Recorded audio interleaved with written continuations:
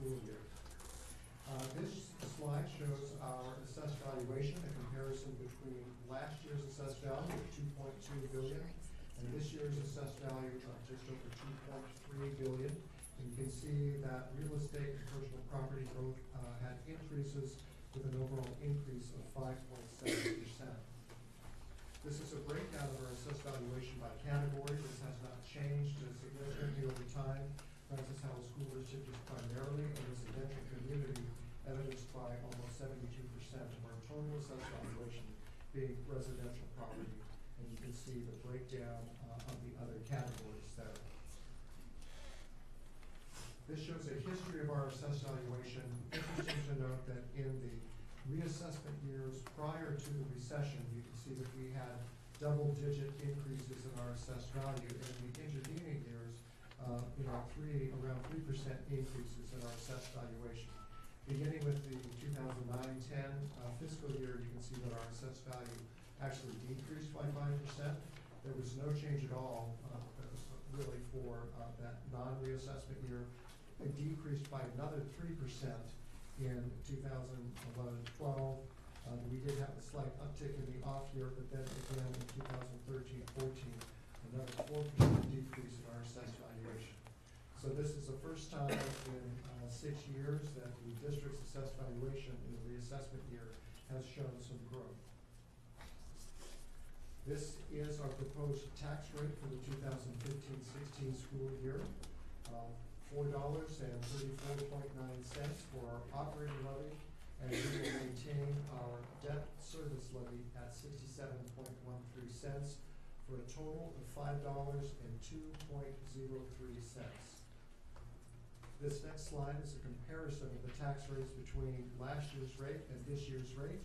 And then you can see, because of the increase in assessed valuation, the Hancock Amendment to the state constitution requires that we roll back our rate so that on existing property we do not collect any additional revenue beyond an amount equal to the consumer price index, and that amount is determined for us by the state auditor. For the 2015-16 school year, we will be reducing our levy from the prior year by slightly more than 17 cents. This slide is just a demonstration of how the tax rate is, or the assessed values are constantly moving within the district. So, of course, our current rate is $5.19.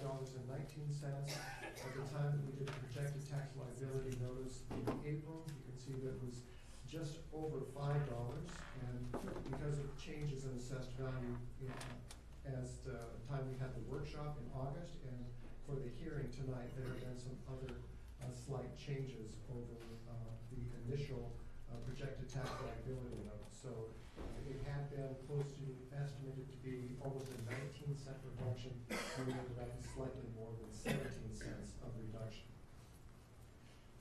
This slide is a comparison of the school districts in St. Charles County and their assessed values. The tax rates for the 15-16 school year, and at the bottom there are the 2014 tax rates. So you can see that Zumwalt is reducing its rate by almost 10 cents. Winsfield, because of a voter-approved initiative, is actually increasing their rate. St. Charles City is decreasing by 6 cents, and Orchard Farm by almost 11 cents. Francis Howell is somewhat the outlier at a little over 17 cents. This is just a breakdown of tax levy by fund. I think the important takeaway here, this is a comparison of the 5 St. Charles County school districts.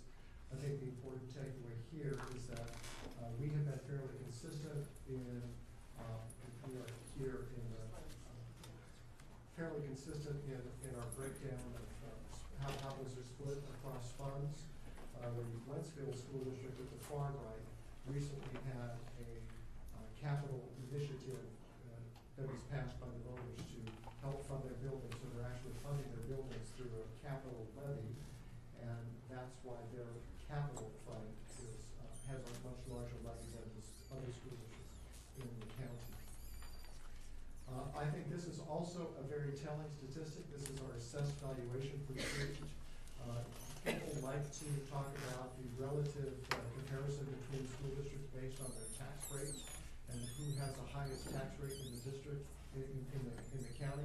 But I think it's more important to take a look at the amount of assessed value that sits behind each of our students. Francis Howell is represented by the blue bar, and you can see that we have a relatively consistent amount of assessed valuation behind our students. Again, just interesting to note that as Wentzville's student population is increasing, even though their assessed value is increasing, it's not increasing in direct proportion, and as a result, they have less assessed value supporting each of their students than they did in the prior year shown on this chart. So it's a better situation to have a stability in the amount of assessed value behind each student. This is just a graphic representation of our tax rate history, and you can see how, as a result of increases in assessed value, the district has had, over time, reduced its tax rates, sometimes significantly, to reflect that change in assessed value. This slide just floats in, the red bars indicate those years in which the Board of Education voluntarily reduced its tax rate beyond the amount of rollback that was required by the Hancock Amendment. And so in those first 6 years where the red bars appear, each of those years was a 25-cent reduction in the tax rate, again voted on voluntarily by the Board of Education. And in those 6 years, that led to around a little over $30 million that was not collected from the public due to the actions by the Board of Education. In 2011, the board voted to voluntarily reduce by 5 cents another $1 million that is not collected. We are required to show how the tax rate bears a relationship to our budget and revenue, and you can see that we have $113.3 million budgeted, and we estimate that the tax rate will produce $113.3 million. Senate Bill 22 requires that we provide notice to the community of the amount of revenue that comes as a result of reassessment. Again, I shared with you earlier that the Hancock Amendment requires that we roll back our rate. We can only collect on existing property the CPI or 5%, whichever is lower. This year, the CPI is 0.8%. So on our total $3.2 billion of assessed valuation, we will be able to collect an additional $781,000 out of the $113 million that we are collecting total as a result of reassessment. We do also have some new revenue that comes in from new construction, and we'll be taking a look at the history of new construction in a slide or so, but that's a little over $730,000. New construction for 2015-16 is $17.5 million. Again, prior to the recession, you can see that new construction level was $46.5 million and has declined significantly since then. And while we're beginning to see a slight uptick, we're still substantially overweight from where we were in 2008. The importance of new construction is that it helps to broaden the tax base, which lessens the burden for all of the existing property owners in the Francis Howell School District. So new construction is a great thing. We should have a little bit more of. I wanted to spend just a brief minute talking to the board tonight about our debt service levy. We have, for the past 10 years, kept our debt service levy at 67 cents. At the time that the building construction boom was going on in the Francis Howell School District, decisions were made to structure the debt in a particular way. Because the district was growing very quickly and the assessed valuation wasn't catching up as quickly, somewhat of the scenario that I shared with you in the Wentzville slide, the decision makers at the time chose to place a lot of the debt into the outer years of the 20-year span for those various bond issues, and they also chose to make some of that debt non-callable. As a result, we're beginning to see that our requirement for debt service for this year is $18 million, almost $18.2 million, but only going to generate $16 million in revenue. Next year, that gap widens. We're only going to generate about $16 million in revenue, but we have almost $20 million in debt requirements. And that trend continues until we get to 2019 and 20. That is when our revenue actually exceeds what our required debt service is. We do have a balance in our debt service fund, and so I anticipate that should we continue to see a moderate level of growth in our assessed value, both in reassessment and non-reassessment years, we should be well positioned to make our debt service payments. However, I did want to call the board's attention to what the required levy would be. So actually for this year, our required levy would be 10 cents higher than what we're levying, and that increases somewhat the next year, and then you can see how that levy changes. It may be necessary at some point in the future when we're setting our tax rate to increase our debt service levy in order to ensure that we're making our principal and interest payments. Again, however, if our assessed value continues to show positive trends in both reassessment and non-reassessment years, we've made some very conservative assumptions about growth, and if those hold true, we should be able to maintain our payments without increasing our debt service levy. This chart is just an example of how assessed valuation changes over time. In each of the years when it dips down very low, that's just prior to reassessment, and as a result, the assessor needs to raise those values between 95 and 100% of actual value. That happened with all of those reassessment years until we got to the recession. That's when these red bars show that assessed values were actually above 100%, and so the assessor had to lower our assessed values in order to keep at 100% level. And so in that slide earlier, we talked about this 5%, 4% reductions in assessed value. Those are the years represented by the red bars. Interestingly, this is a 10-year comparison between our revenue in fiscal year 2006 and fiscal year 2016. The important takeaway here is that the relative proportion of support has not changed over time. Local revenue still amounts to about 71% of our total revenue.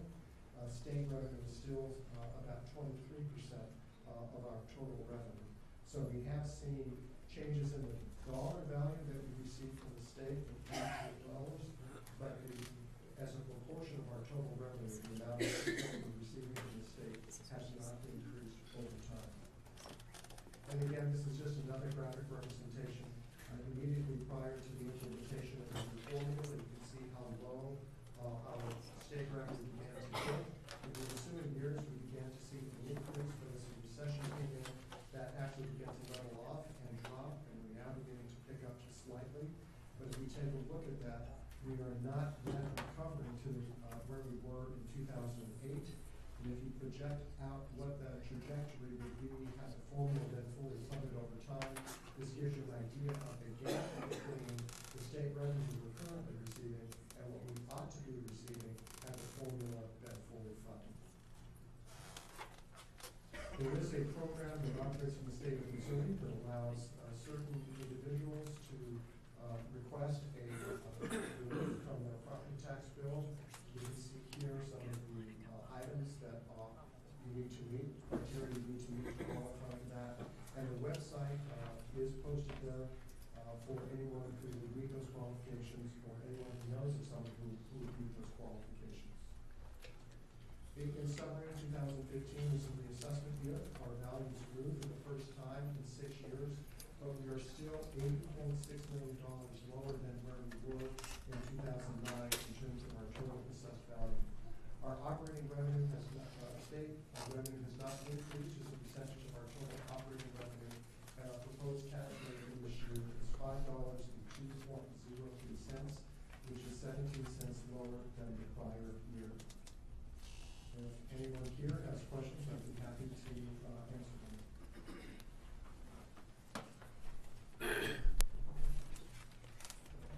Mr. LaFava, thank you very much. That concludes our hearing on the tax rate. Thank you. We'll take about 5 minutes and then we'll start there with the portion of those.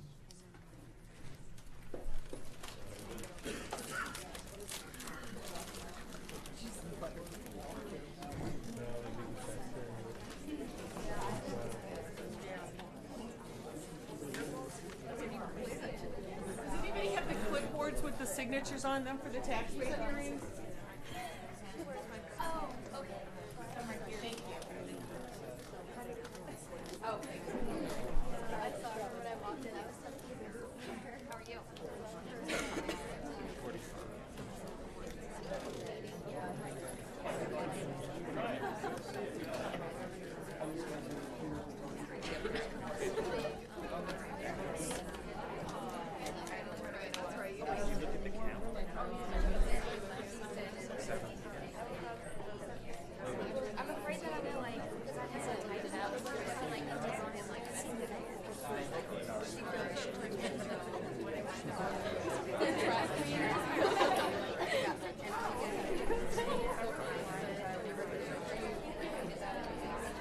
Is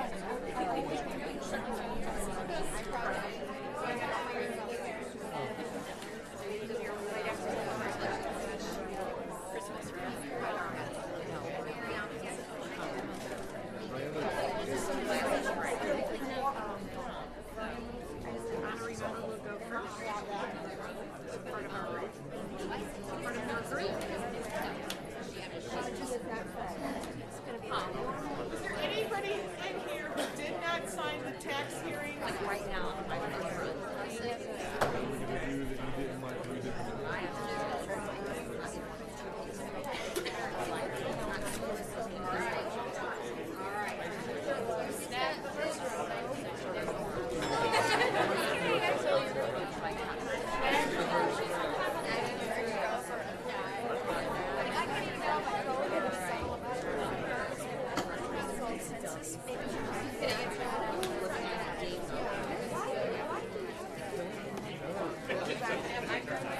I already checked the tax rate, I understood it.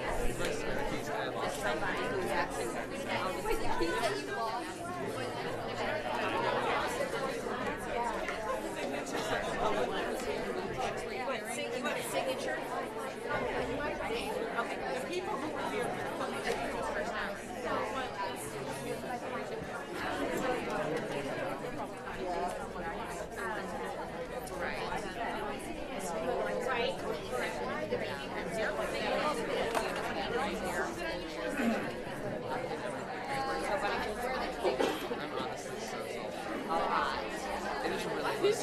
I really want to be the student representative.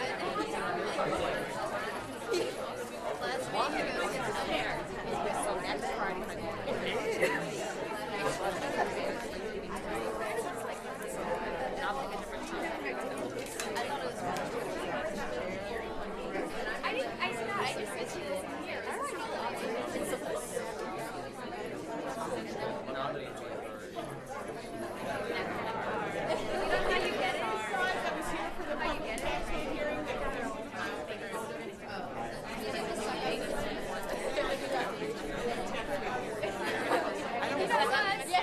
Go to the principal's office.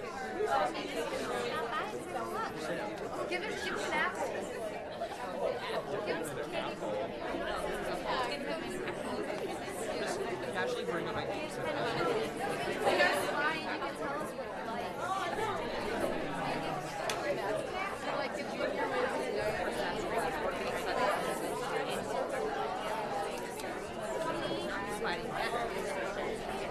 why? I interrupted you. I was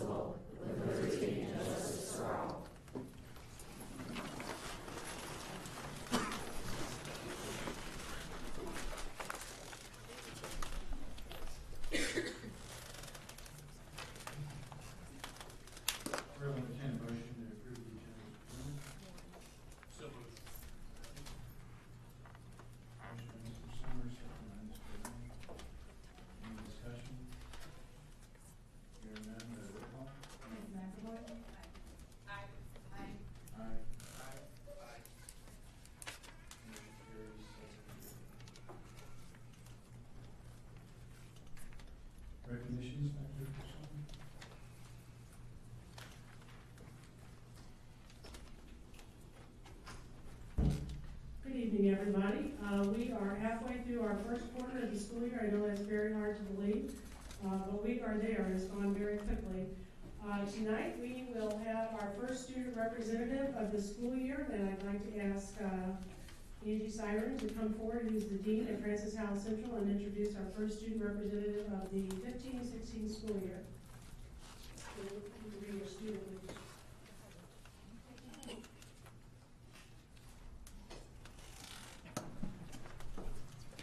It is my honor to introduce Rachel Nixon. She is a senior at Francis Howell Central. She is a well-rounded, fantastic young woman. She is going to major in chemistry after graduation, and she, I believe, has decided on the Missouri University of Science and Technology. Through her 4 years at Central, she's been involved with Scholar Quiz Bowl, Chemistry Club, concert bands, woodwind ensemble, senior mentoring, volunteering within the St. Louis County Library District. She is a Bright Flight student and an AP scholar with an impressive cumulative GPA of 4.73. She is here with her parents tonight, Paul and Carol Nixon, and we've been happy to partner with them to have Rachel as a Spartan the last 4 years.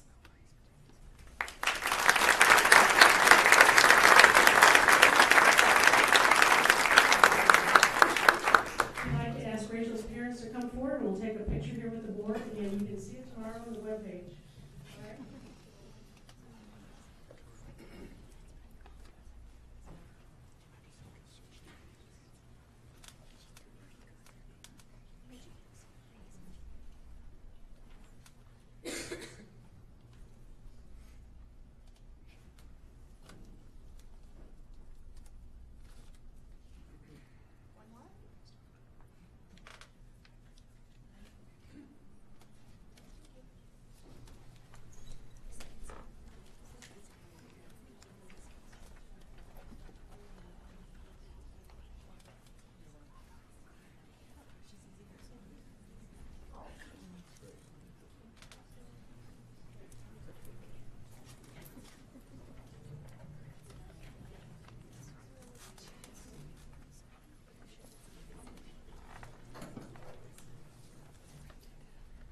Rachel, welcome.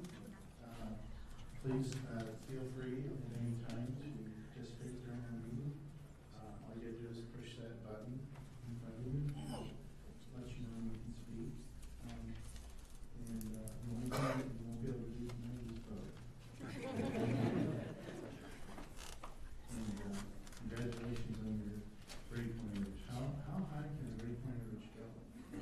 Just curious. 5?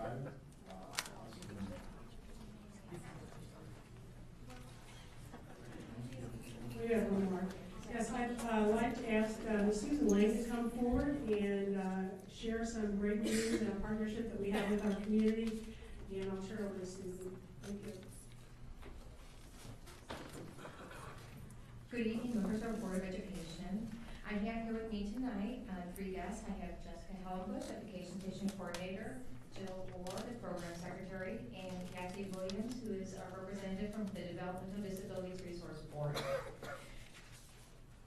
DDRB, Developmental Disabilities Resource Board, has collaborated with Francis Howell School District since 1991, so 24 years now, providing a grant allowing our tuition-based programs the funds to provide students with disabilities the opportunity to participate in our out-of-school environment time, such as Vacation Station or tuition-based preschool plus programming.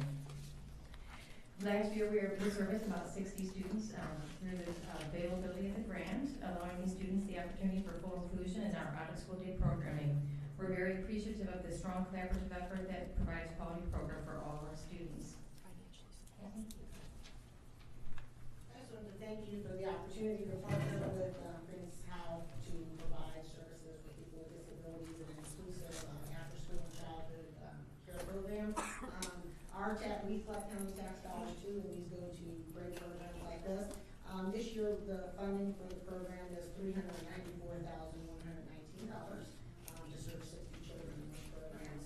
And I just also wanted to let you know that this great program received one of our outstanding community partner awards this past year. It is one of 4 agencies that have met all of our funding timelines for the past 5 years. and we contract over 25 agencies. So this program has done a great job of meeting all of our requirements and meeting the needs of the children. So thank you for the partnership. Jill, we got the rest of the work.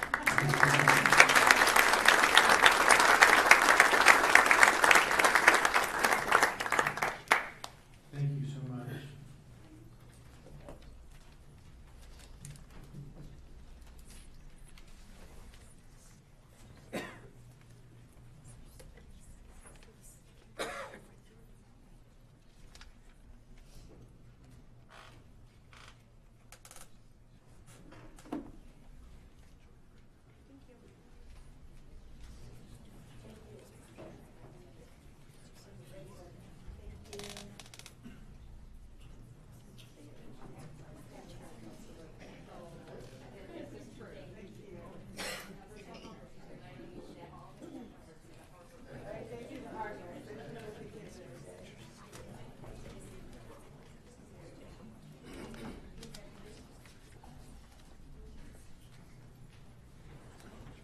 Thank you for your dedication to the Francis School District.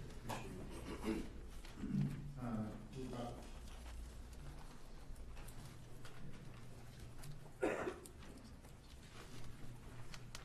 we're at the patron comments portion of our meeting.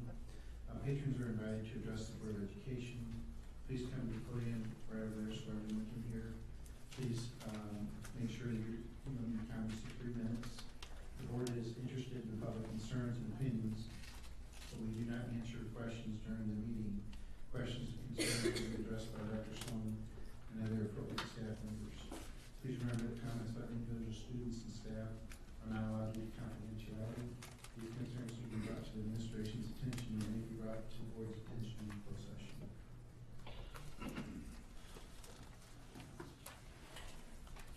First person to speak tonight is Michelle Walker.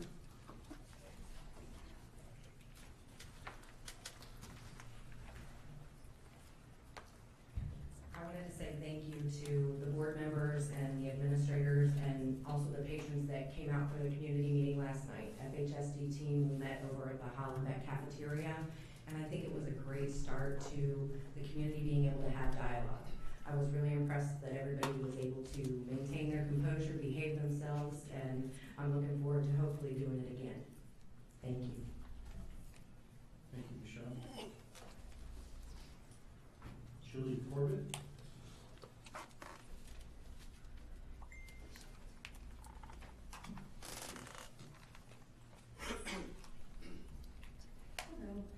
I was also at the community meeting last night and had a couple of questions, and then I'll make a couple of comments. One of the questions I had last night was to Mike Summer. I asked, since you voted to not give up your travel pay while representing the district, if you could explain to me how that is helping the district that's in a financial crisis. Your response was that the district's not in a financial crisis and that there are $40 million in reserves. So my next question is, if the district's not in a financial crisis, why were there discussions to cut millions of dollars from the budget and eliminate school bus transportation services? These are my hard-earned tax dollars that we are discussing and my children's education. Therefore, I'm entitled to a straight answer, not one with a political agenda. My next comments come from some more political agendas that I found on social media from one of the board members. It's some political propaganda against the school district when Prop Y came to the ballot. It's not true. It's from Sandy Ferguson. It says vote no on Prop Y, no to 20% tax increases. And then there's another one says I'm hanging on for the taxpayers. Another one from Chris Ferguson, I assume it's maybe your son, spending $250K to put it on the ballot in August instead of $500 to put it in next election. Knowingly spend more in budget than you have and put the burden to make the difference in taxpayers. This district. And then Sandy replies, thank you for your words, Chris. So my next comment to that is about the board members. The board members hold a huge responsibility and must publicly show their unison. I'm specifically referring to the Prop Y ballot behaviors of the board members when the board publicly campaigned against each other. I want to know if the board has become united yet, and if not, when you will provide a date that you will present an action plan to this community on how you will become united or who's willing to put in the resignation. There can be no public fighting on the school board, and your personal and political agendas have no place here. Thank you. Thank you, Julie.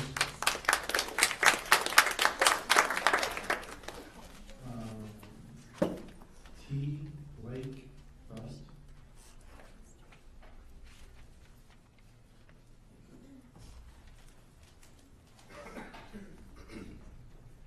Good evening, everyone. Thank you all for making this a possibility and for allowing this communication with your community. I'd like to raise a couple concerns as we enter a time where we have to just make decisions with our finances in the recent wake of Prop Y, and how that's going to affect our future as a school district and as a community. We do a fantastic job preparing students for their futures, and doing so in an activities division. Specifically at Francis Howell High School, we have one of the largest future business leaders of America. That chapter is one of the largest in the state and the nation.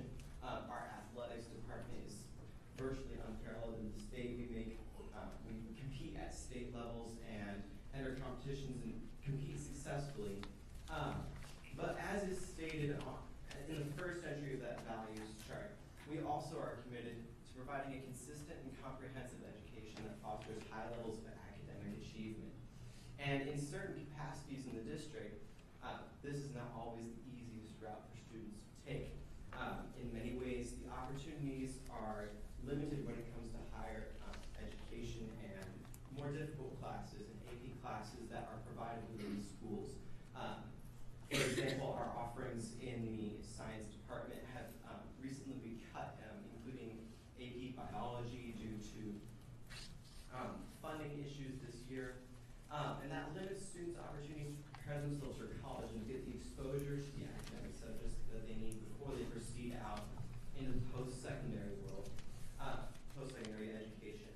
And so I'd like to ask that as we move forward and make decisions related to cutting different budgets in various capacities in our district, that we keep in mind that our excellence is reflected in both our activities departments and our academics departments.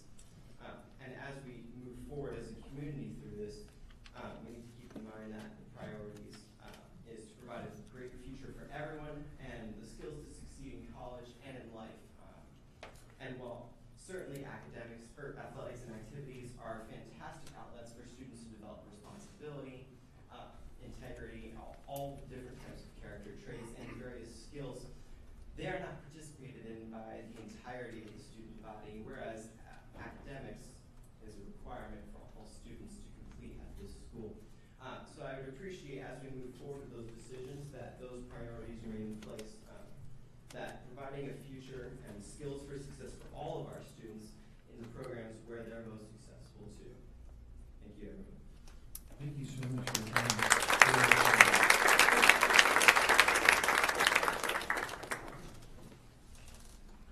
Heidi Fuentes.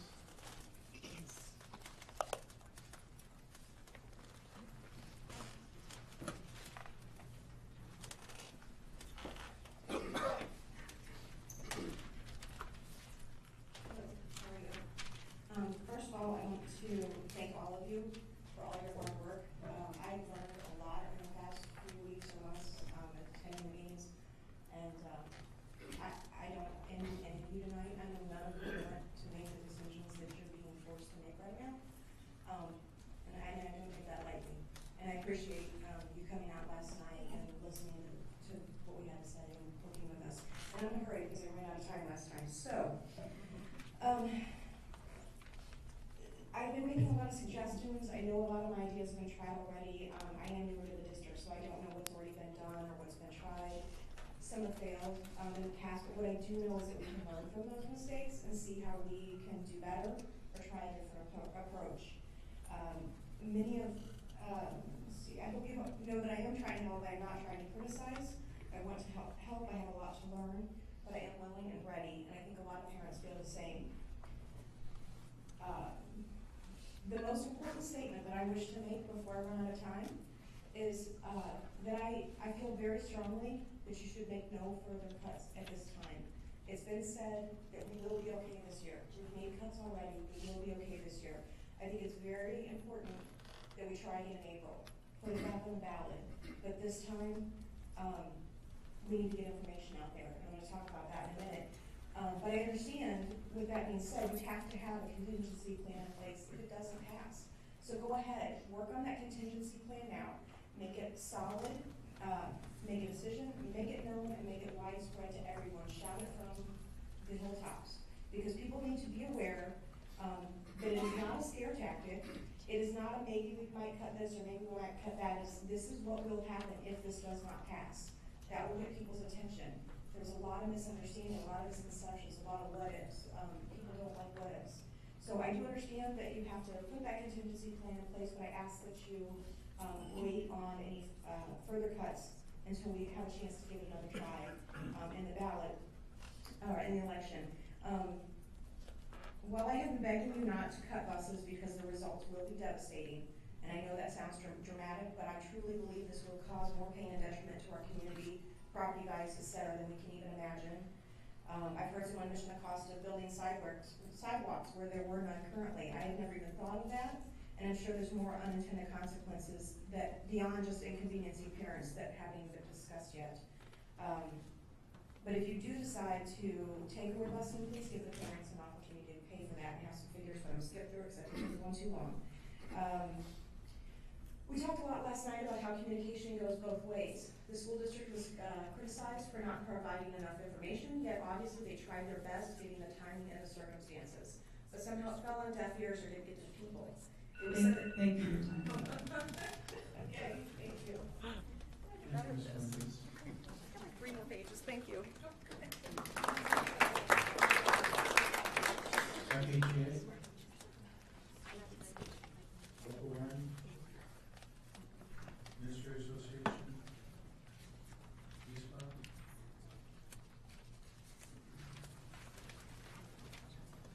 We're on to motion to approve the consent agenda as presented. Motion by Ms. McAvoy, second by Mr. Lane. Any discussion? Hearing none, by roll call. Ms. Coe? Aye. Aye. Aye. Aye. Aye. Motion carries 7-0.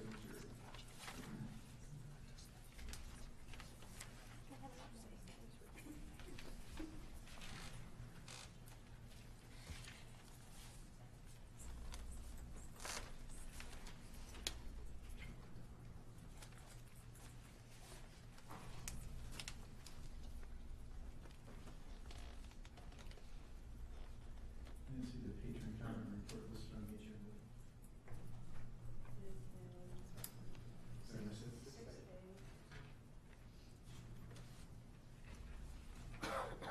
We're on to motion to approve patron comment report as presented. Any discussion? By roll call?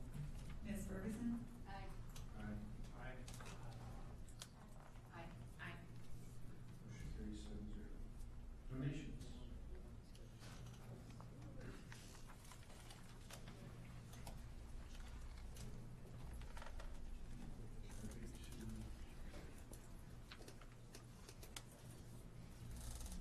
There is a motion there for the donation of $30,000 for a van reviewing town that we can to Howell Central. I am paid.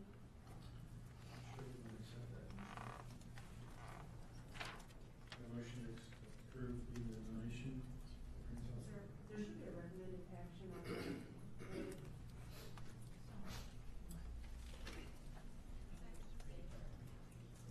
You need to read the motion to accept the donation, so I'm the board member should read the motion.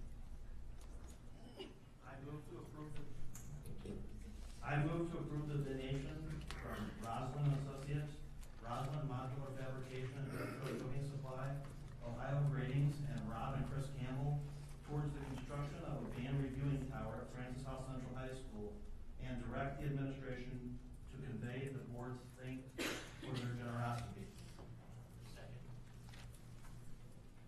It's quite a donation. We certainly do appreciate that donation and appreciate Rangers Spartan Group. Any discussion? Hearing none, our roll call. Mr. Lovato? Aye. Aye. Motion carries 7-0. Thank you very much. Best practices.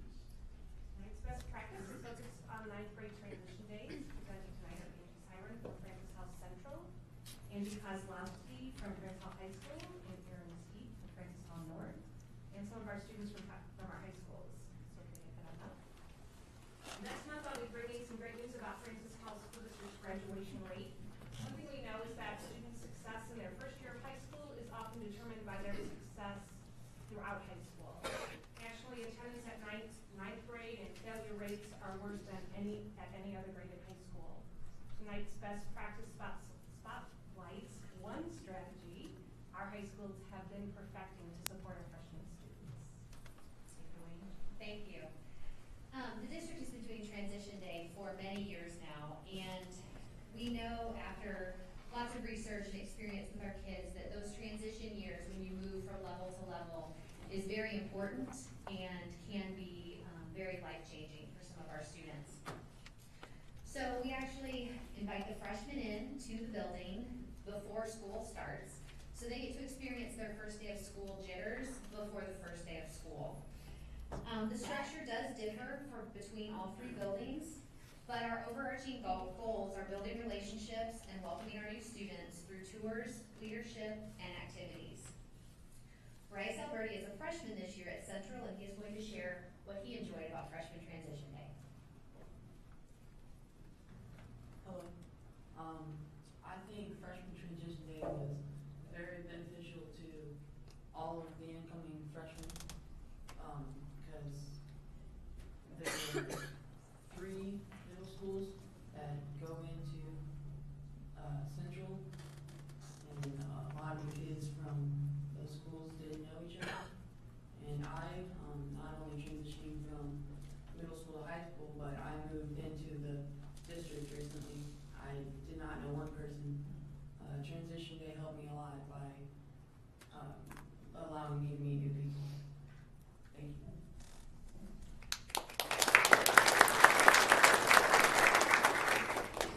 Hello, my name is Maggie Rucka, and I'm a senior at Francis Hall High School. I am a leader of the transition day, and as a leader, it's my second year as a leader, and it's also really beneficial, really great to see the freshmen able to be comfortable with each other and just see the next 4 years as something great potential. I know I have been able to branch out, become more outgoing, to further my leading skills, and just see the freshmen as friends, as just like another person, another classmate, and it's been really great for my high school years, and I really appreciate the freshman transition program.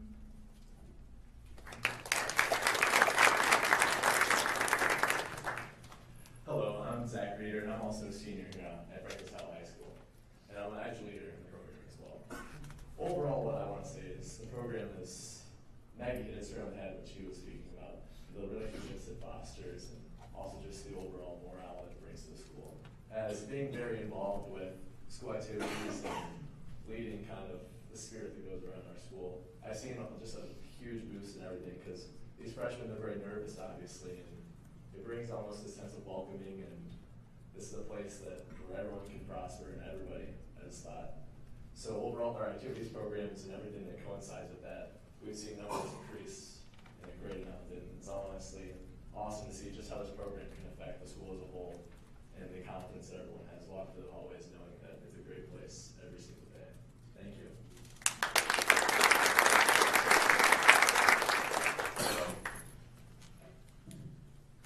Hi, good evening. My name is Priscilla Joel. I'm a senior at Francis Howell High School, and I'm going to tell you about the mentor program at Francis Howell North. So when you walk through the big black doors on your first day of school, you're in between hundreds of new faces that you've never seen before. And I can tell you from personal experience that that is probably the most terrifying thing that has ever happened to me. And so when you walk into those doors, you see someone about a couple hundred feet away, and they're jumping up and down, screaming your name, and they're probably more excited that you're at high school than you are. And so you're immediately aware that there are people at your school that care about you and want you to succeed. And you have this, you know that maybe this whole high school deal is going to be as scary as you thought it was. And so essentially the mentor program has been implemented at North and is generally led by a peer or two peers who are 2 to 3 years older than the freshmen. And there's about a group of 8 to 10 freshmen in each group. And throughout the school year, the mentors meet and they go through important things that the freshmen need to be aware of, such as grades, attendance, and taking part in after-school activities. And from personal experience, I know that my mentors helped me through my first year at high school. They provided me with friendship and advice that can only be given from one student to another. And most importantly, they were there as a friend, and I think that's probably one of the most important things to being a mentor. And each day, the freshman mentors I know that I work with strive to do the same thing for all the freshmen that my mentors did for me. Thank you.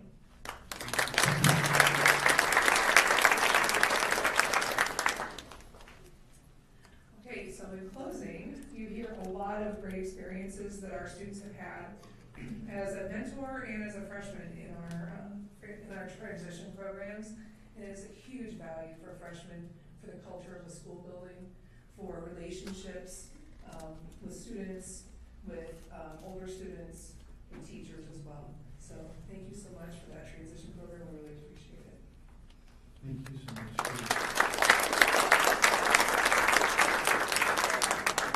I just want to thank our administrators for coming tonight and also for our students for the presentation to our board.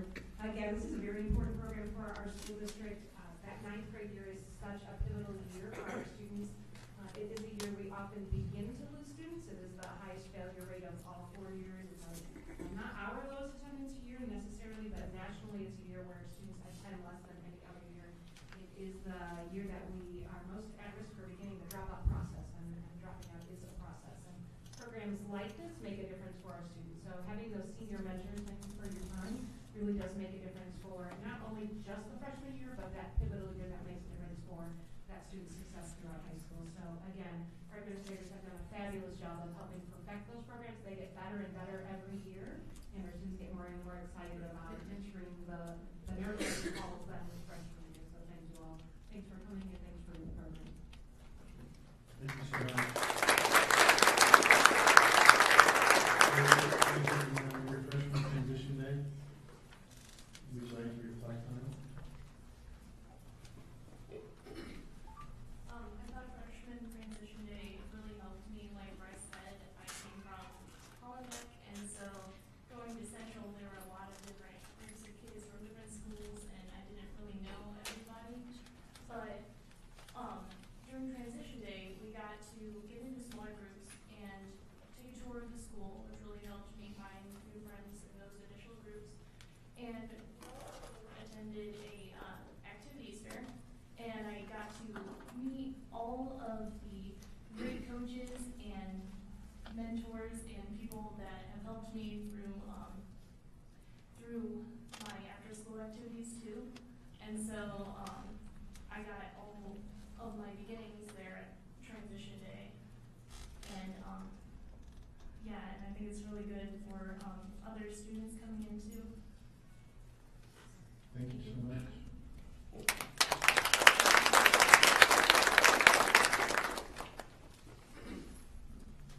Where there's a motion there, that means I'm going to read on the tax rate proposal that was put for the tax rate hearing this evening.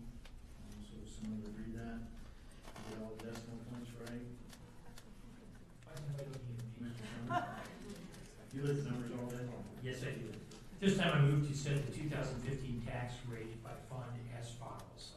Incidental, $2.19 $2.72. Teachers, $2.09.18.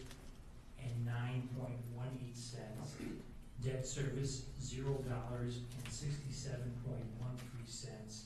Capital projects, $0.06, for a total levy of $5.02.03. Is there a second? Did you want him to repeat the motion?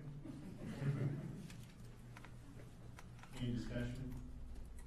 Hearing none by roll call? Mr. Lyon? Aye. Aye. Aye. Aye.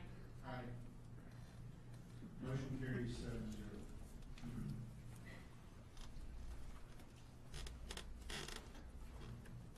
Tax anticipation notice. There's a motion there, to approve the resolution authorizing the issuance and delivery of up to $10 million in tax anticipation notes through UMB Bank as presented.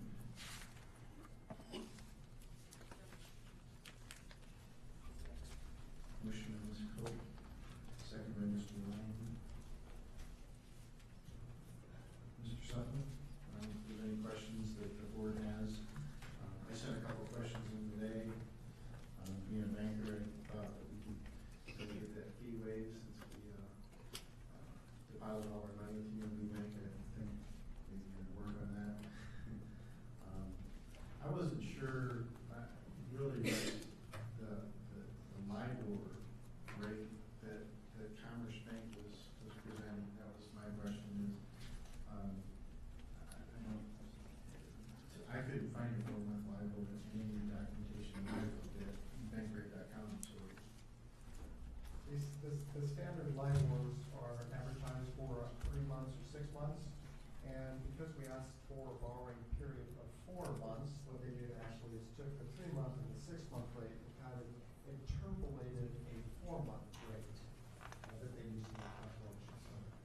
So a little bit different. I think they were trying to kind of hedge their bets in the sense that that 3-month LIBOR might not completely capture particularly a change if the Fed decides to make some motion in interest rates.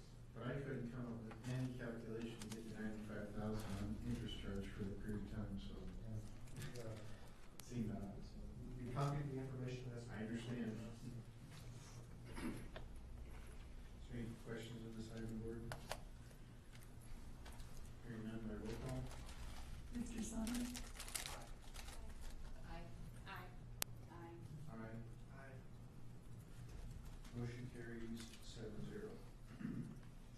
Purchase over 7,500. Board, I'll entertain a motion to approve the purchases over 7,500 as presented. So moved.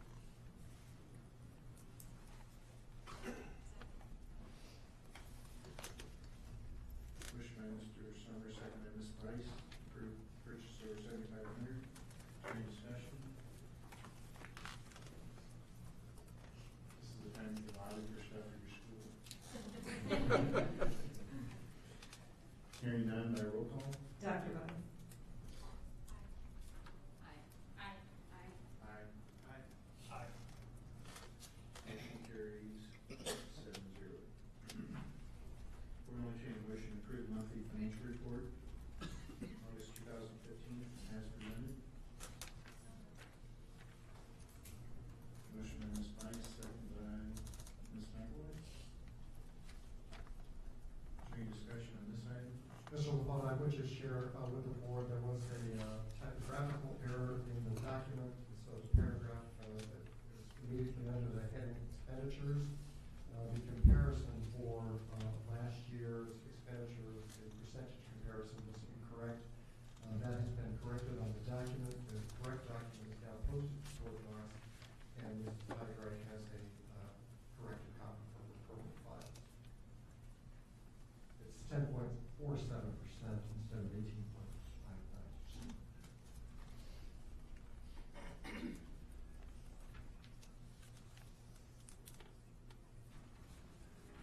Any discussion on that, board?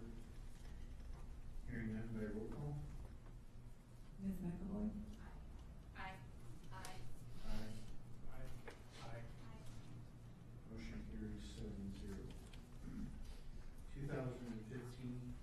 2016 vending budget, has been submitted. This is a item that we take and return back to the students. They're the ones putting money in the machines, so we try to budget money to go back to their types of programs that affect them directly. So we're going to entertain a motion to approve that the budget is submitted. Motion by Ms. Cook, second by Ms. Weiss. Any discussion on that? Hearing none, by roll call. Ms. Hope? Aye.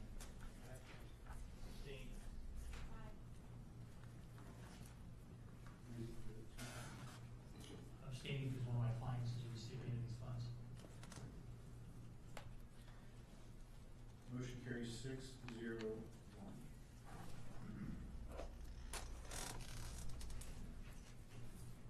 So we are agreeing on everything. 7-0 votes all the way through.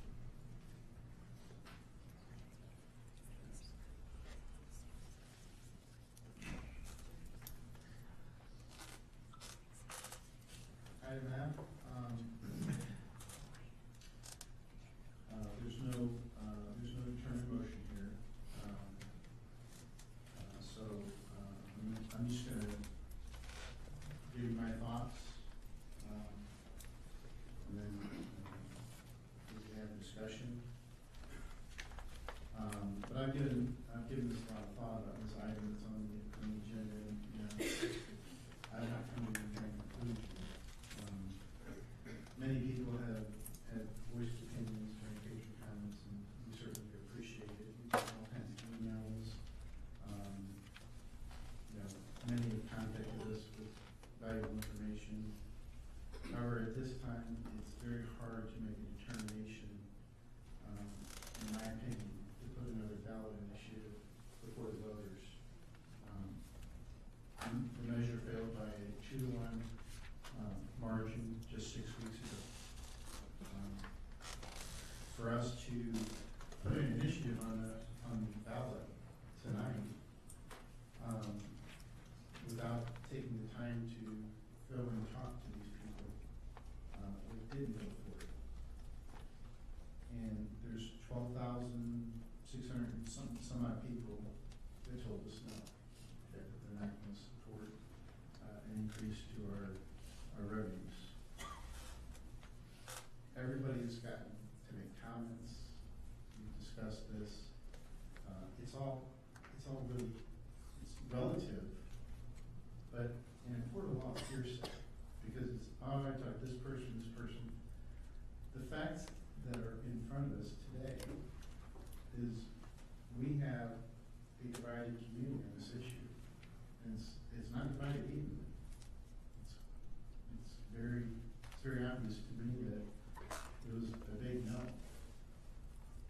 And I'm not saying here tonight that we can't get there before April. I don't believe we're there yet to make that decision tonight. I heard a lot of things such as timing of the issue, can't afford more taxes, not enough information, lesser amount. I don't have any kids in the school district. We have a spending problem.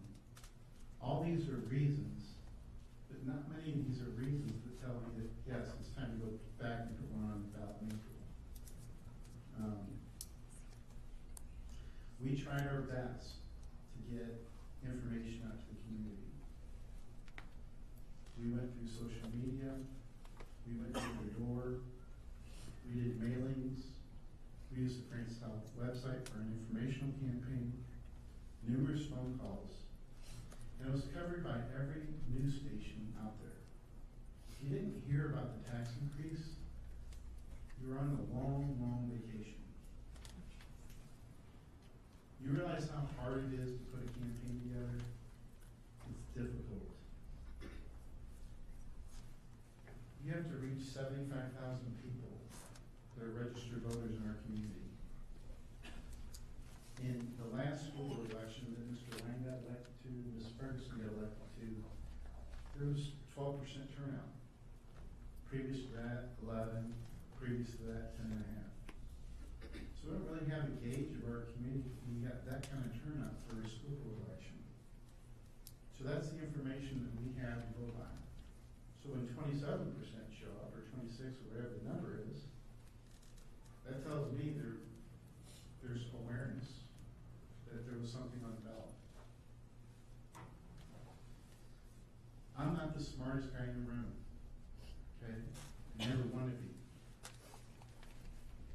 But before we take that next step as a school district, we have to take a step back and find out from these 12,600 and some odd people that told us no, what is it that you will support?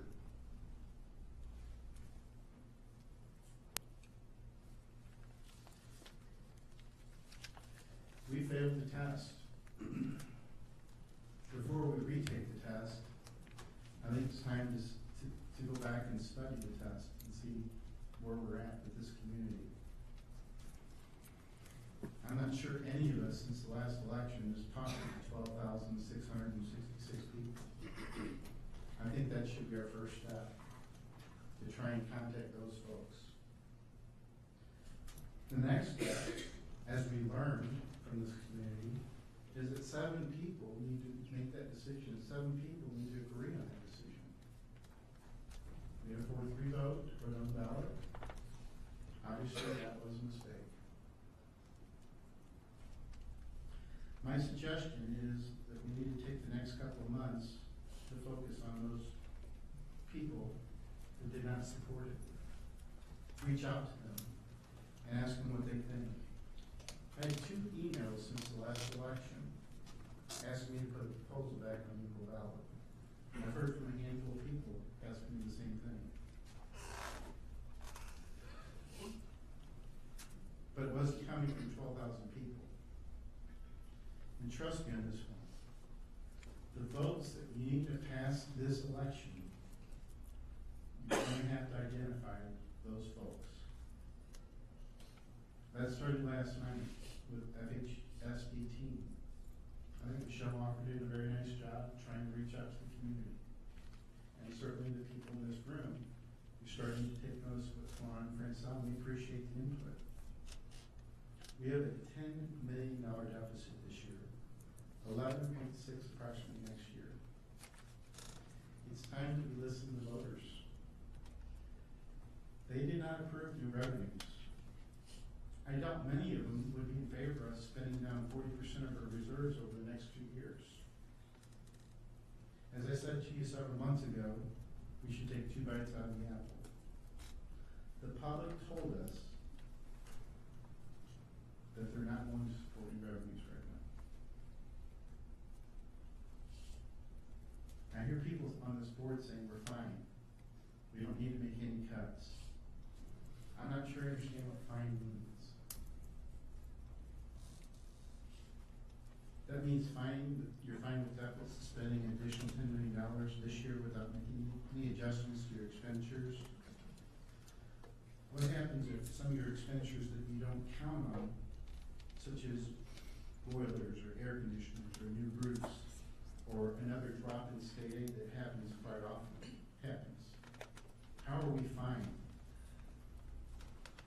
I'm not sure in 4 to 5 years, when the life expectancy of our turf fields are due to be replaced, I'm not sure how we're going to replace them. Some of you up here wanted to cut employees' pay. Obviously, you were fine with that. If we continue to deficit spend, we'll continue to have to borrow money, as we approved tonight in our agenda. That will also erode your balances. It's time this board takes a logical approach together and address the budget this year and next year. We've heard we have had a spending problem from board members here tonight. To me, that means you need to reduce your expenditures. I guess I just don't understand the word "we're fine." I need to understand that. You need to understand what that means.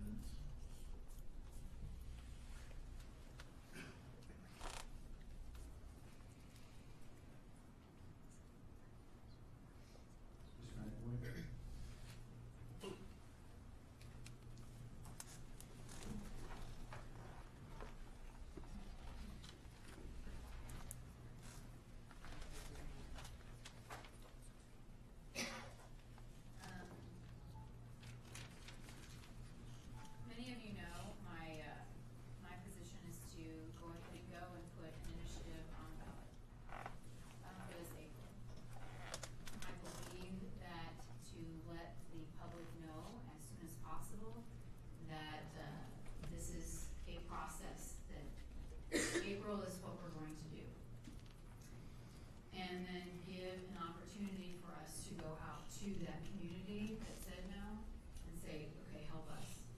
We need you a part of this process, and we did not bring you into the process before. We started the entire process. This is why I think we need to do it now. So Patron Insight, we voted, I believe, last fall on doing that. That survey went out in January-ish, something like that, December, January. We got the results back in April. We decided on an initiative at the end of May. June, we decided the money amount, the number amount. And in 2 months, we had to put together a plan. Okay, I've helped run campaigns for 7 years now. I know what it takes to run a successful campaign. It takes more than 2 months. We had 400 people that we sampled. Communication was our worst. We can all agree that that's what people said, that we need better communication. We're still having a hard time figuring that out. And I think we found that out by that 2 months during the summer, when people were on vacations. PTOs were called and people couldn't get a hold of one another. People were not involved with one another's lives during the summer. Everybody's going their own ways. People get back together during the school year. Clubs start, activities start, sports starts, and people are now gathered together, sitting, watching practice, whether it be play, whether it be softball, whether it be football, whether it be robotics. People are talking more. They're seeing each other. Hey, what's going on? And I think the sooner that we say, you know what, we're going to do this. We don't know if it's going to pass or not yet. We don't have that information, but you know what? We need to do this. We know we need to do this. So then we start that community process that we started last night. And we start involving more and more people. We reach out to those people who said no, and some of those people who said no very loudly. And we ask them, hey, okay, please come to the table, help us out here. What would get you? What were the problems? What were the issues? And sometimes we can agree to disagree. You know, both sides say that there were mistruths. Okay, forget about it. Forget about it. We need to say, what does Francis Howell need and desire, and what are people in the community willing to do for their community? It is up to them. I think what was very telling, I teach students how to pass the high school equivalency test. And on one of the practice tests is an essay. They have to pass an essay in order to get their diploma. The essay states this: many towns and cities across the state you live in are facing reduced funds and must consider ways to cut costs for public services, including education. Because education in your state is provided from kindergarten through high school and includes not just classes but also sports and club activities, the budget for each school district is quite large. A school board member has asked community members to share their ideas about how to cut costs in education without negatively affecting student learning. Write an essay in which you present your ideas about what your school district should do to reduce its budget for education without hurting student learning. Use details and examples from your reading, experiences, and/or observations to support your argument. I'll be honest with you, I do not think I did that.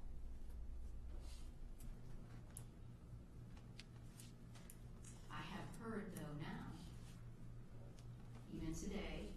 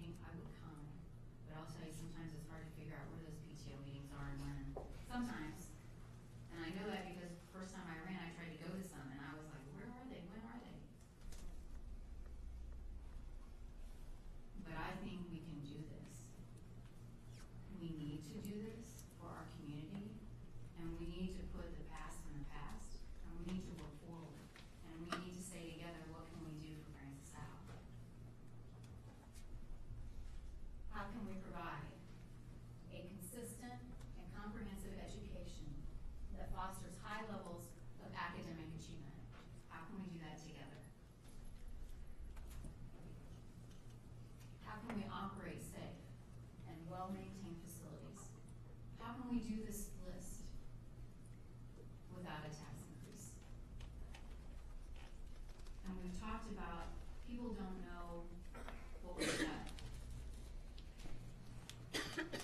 Because they're so minute, we've tried not to touch student learning. We're touching it this year. We have cut this year. Deeper than we've cut in years past. Years past, we've right-sized. This year, we've cut. I think as we educate people more, as we're determined to go out into the community, to really work. And I have a family, and I'm willing to sacrifice some of that. To come and see you wherever you are at, wherever you want me to be. To talk to you and to work with you. But we have to start now. We can't, as a board, sit here and discuss this every meeting and discuss it every meeting until it gets to January and we haven't decided to put it on the ballot yet. And all of a sudden, well, this is your last chance to put it on the ballot. Okay, we'll put it on the ballot. Well, how much? Well, we have to set it now. Well, we haven't even begun it. We haven't done it. We need to say we're doing it and then decide on the amount. Now, maybe we'll decide that the amount, I would like 45 cents. But you guys might tell me, we'll do 25. But okay, you know what? I'll take whatever you give me. I'll take whatever you say this district needs because you are the ones that are in charge of this district, I believe, because you vote us to be up here. You give me the authority to make these decisions every month.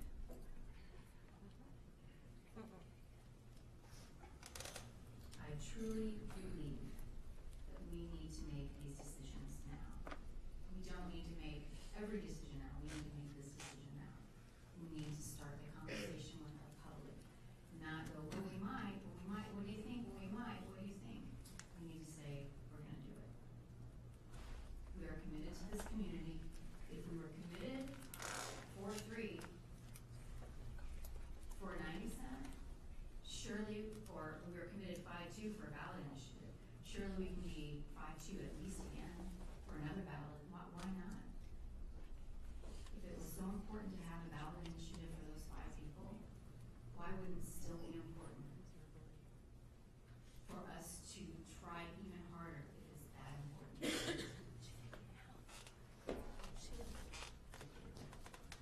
Mr. Lane? For 3 meetings now, I've been hearing don't do anything or make any other reductions and try another tax levy in April. As good and easy as it sounds, right now today, I personally don't see or feel the justification in that. It would make me feel fiscally irresponsible and quite possibly could be doing nothing more than kicking the can down the road. Now, I'm not saying I'm against going up for another tax levy in the future. Believe me, I fully understand that it's needed. That's why I supported and lobbied for Prop Y the first time, worked really hard on it. But right now, today, just 6 weeks after overwhelmingly being defeated, 2-1, I don't feel confident in making the decision right now, today, to place it on the ballot in April. In the coming weeks or months, if I see more interest personally, and the probability of a passage, my mind might change, and April could still be an option. But I just think going right back at it after 6 weeks out, that it's a little too soon just to make a determination today. Thank you. Mr. Summer? Thank you, Mr. LaFatta. When I look at tonight's agenda, I'm kind of wondering if we have the items on the agenda in the right order. The reason I mention that is we're, in my mind, sometimes putting the cart before the horse. Talking about a future ballot initiative, but not knowing what cuts, if any, will happen for the 2015-16 year. I don't know how we could reasonably do that. And the same is true with the proposed cuts for the 2016-17 year.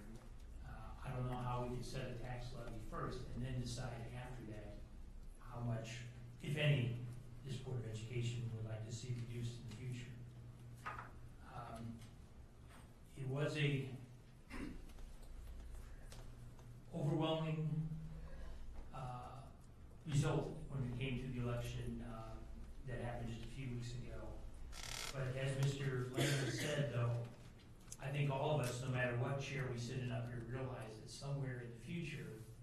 there's going to be the need again to ask the patrons of our district, have we performed well enough for you to support a tax levy increase? And I hear a lot of comments, and I guess maybe I need just to explain myself a little bit in more detail. I did support the budget for the current school year, 2015-2016, and I still think that the budget proposed to us, although it anticipates almost a $10 million deficit, will not be there when we get to our July board meeting, when we look at the June financial information. We are starting very healthy, over 20% reserves, and of course, as a board and as a school district, we cannot have blinders on. We do have to realize that the cliff that we've been talking about here in this boardroom for over 5 years is getting closer. And we can see the cliff. We're not at the edge of the cliff, but we are going to have to make some changes, whether it's an increase in revenue, a reduction in expenditures. We cannot continue to operate the way we are currently. So I think, though, as Ms. McAvoy said, though, we do need to let the public know that as a district, as a board, we are going to be talking and discussing about a future tax levy. So I think what I'd like to see tonight is for this Board of Education to decide to put a tax levy on the April ballot, April 2016, but leave the amount open at this time. There's a lot of discussion, a lot of planning, a lot needs to happen in negotiations before we realize whether or not it is a penny the correct amount. Is it 10 cents? Is it $1? Is it nothing at all? But I think we do need to start letting our public know that we do need to have a discussion, just like we did last night, on whether or not the community will support any additional funding for the school district. And we do have until January the 19th to make that determination as far as the specific amount. Last time, it was, as mentioned, somewhat hurried as far as putting it on the ballot and coming up with a particular amount. But I think as a board, we're all, I don't want to put words in anybody's mouth, I think we are in agreement that it is a matter of time before a levy will have to come back again at some point. And at this point, we don't have an action plan as a school district. I don't think we can say what the correct amount is, if there is an amount.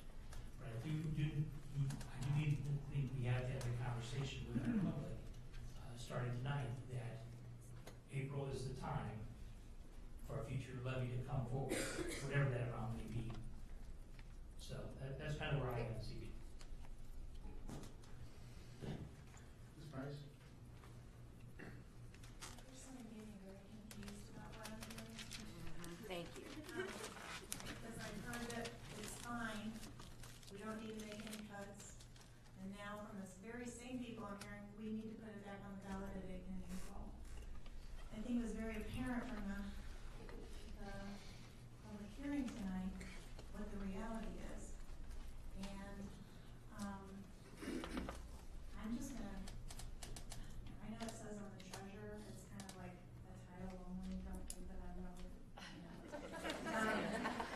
so when I say I'm confused, I mean, I'm just confused by the rhetoric. And that in and of itself, I think, defines us as a board that's not on the same page. It's pretty obvious.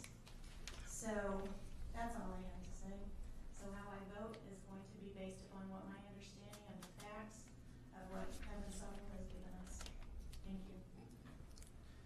I don't see any reason to continue this discussion at this point. We seem to all agree that we have to be together to get a tax increase passed, and I've not heard consensus. We don't have a motion on the floor, so I would say it's probably time to move on to the next item that's on the agenda. Oh, sorry. Go ahead, Ms. McAvoy.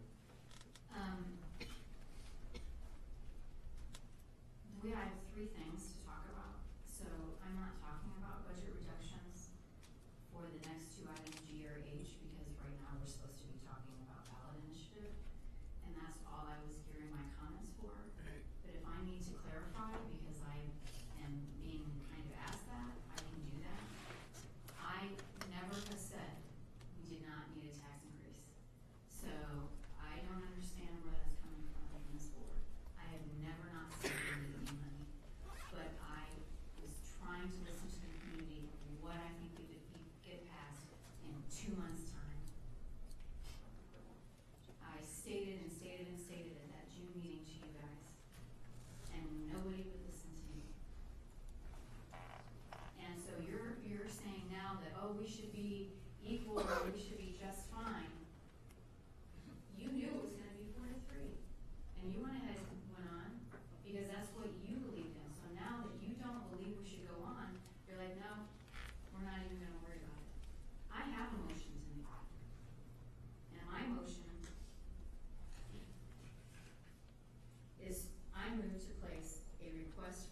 operating levy increase on the April ballot, April 2016 ballot. I've had that motion the entire day. The public. Is that a motion, Ms. McAvoy? Yes, it is. Okay. Now more discussion. I believe we can do that.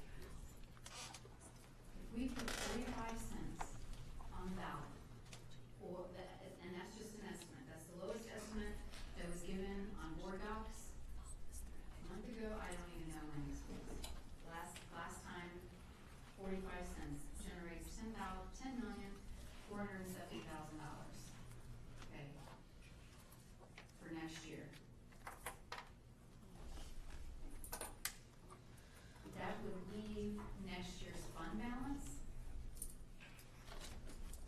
at 16.4%. That is if you didn't cut anything. Okay, 16.4%. Our board policy says, I believe, Mr. Supple, was it 15, right? 15%.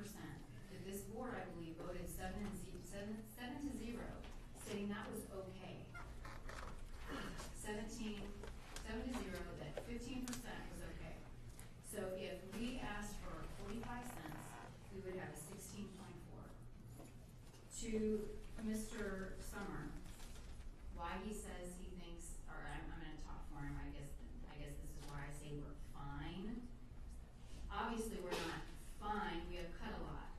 But what I'm stating of not cutting anymore, because at the end of this year, projected right now, we're at 15.1. I estimate that number to go higher. I believe Mr. Supple would say maybe a little bit higher as well. 15% fund balance is what we say as a district that is okay or fine. That's where I am coming from. 45 cents would project us out from fiscal year 17 to 16.4%. Fiscal year 18, 17.7%. Fiscal year 19, 18.4%. Now that's obviously doing nothing, keeping everything exactly the same. But what that shows to me is that as that fund balance increases from 29 to 30 million to 33 million, tells me, oh my gosh, we can start putting programs back. Because I'm gonna tell Mr. Supple I want a balanced budget. And he is so conservative that I know it's not gonna be as bad as we think. That there's a little bit of that Supple effect. And I'm gonna tell him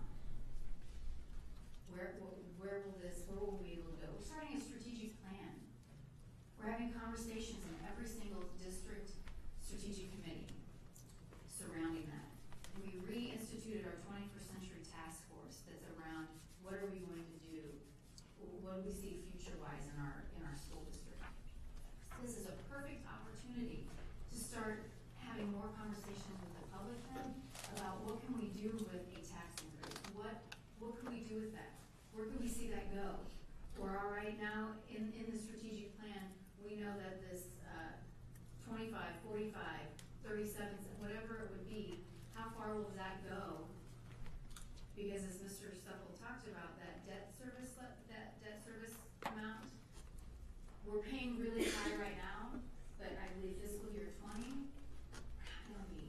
And that increase, that change in revenue is gonna change. And it's gonna be good for us. We're gonna be able to do great things. So we have to look to that future. We have to be proactive right now. What do we want for our school district, and gather more of our community into that process? I've seen Parkway do that. They did a really awesome job at it. Really awesome job a few years ago. We can do that here. And I'll say, there's always good things that come out of bad.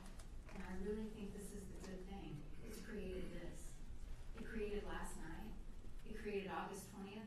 It created August 6th, whatever that date was. It created those days. It's created more dialogue with me. I have gotten more emails than I got when we had the calendar issue. That was my first issue I had to worry about. But I've gotten people to dialogue with me, people who agree and disagree with me. And that is the first start with this. And I just beg the board to really, really think about, I know it's only been 6 weeks. But I don't think people in the room are gonna change. I don't think that this is gonna change in 2 weeks or 4 weeks. We're still gonna be talking about that we need a tax increase. So you've all said we need a tax increase. You don't know what the community thinks. I understand, I don't know what the community thinks either. But we've gotta get committed that we need the money. Either we need it or we don't. I said we needed it. I said that in May. Let's go out for what the public, let's ask that public. Let's ask this question. So, please think about how you're going to vote on this. Think about the people in the audience, the people that you have talked to, the relationships that you have built as you decide to vote. Ms. Coe? Thank you. So after our first attempt at the tax increase, we talked about the cuts that we made for this year, and we keep restating it because one of the things we've been criticized for is lack of communication. So we keep trying to re-message. So we did cut $8 million out of this budget for this year. And some of the folks that were not supportive of the tax increase this last time said, looky there, they didn't have to cut a thing. We have. We've cut a lot over many years, and $8 million this year. So we talked in our community meeting last night that we cut tutoring. How many of those children that need that service are not going to get it this year? How does that snowball within our community? Tell you what, the kids that are in school right now are going to be in charge of my retirement fund. I want them to be educated.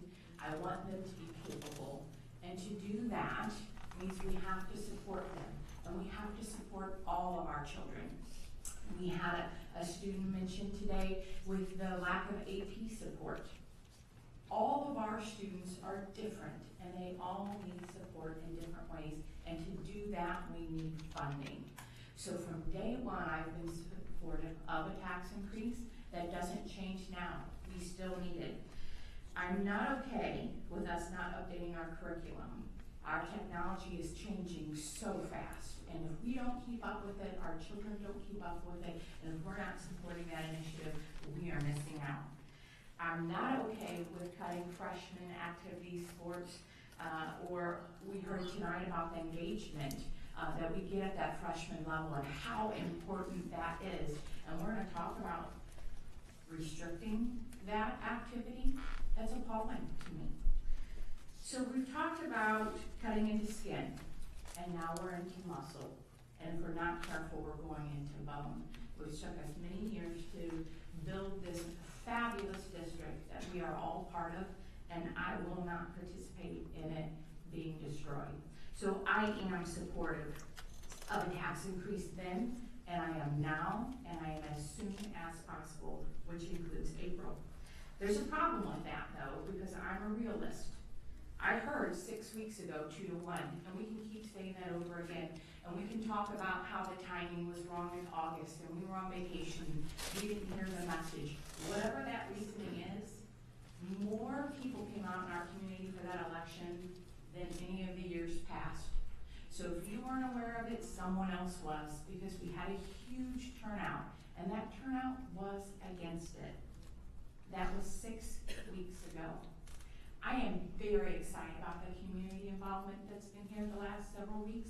I will tell you, I've been attending board meetings for about 3 years now, and total of all the meetings I attended up until a month ago, the number of attendees did not rack to one of these meetings.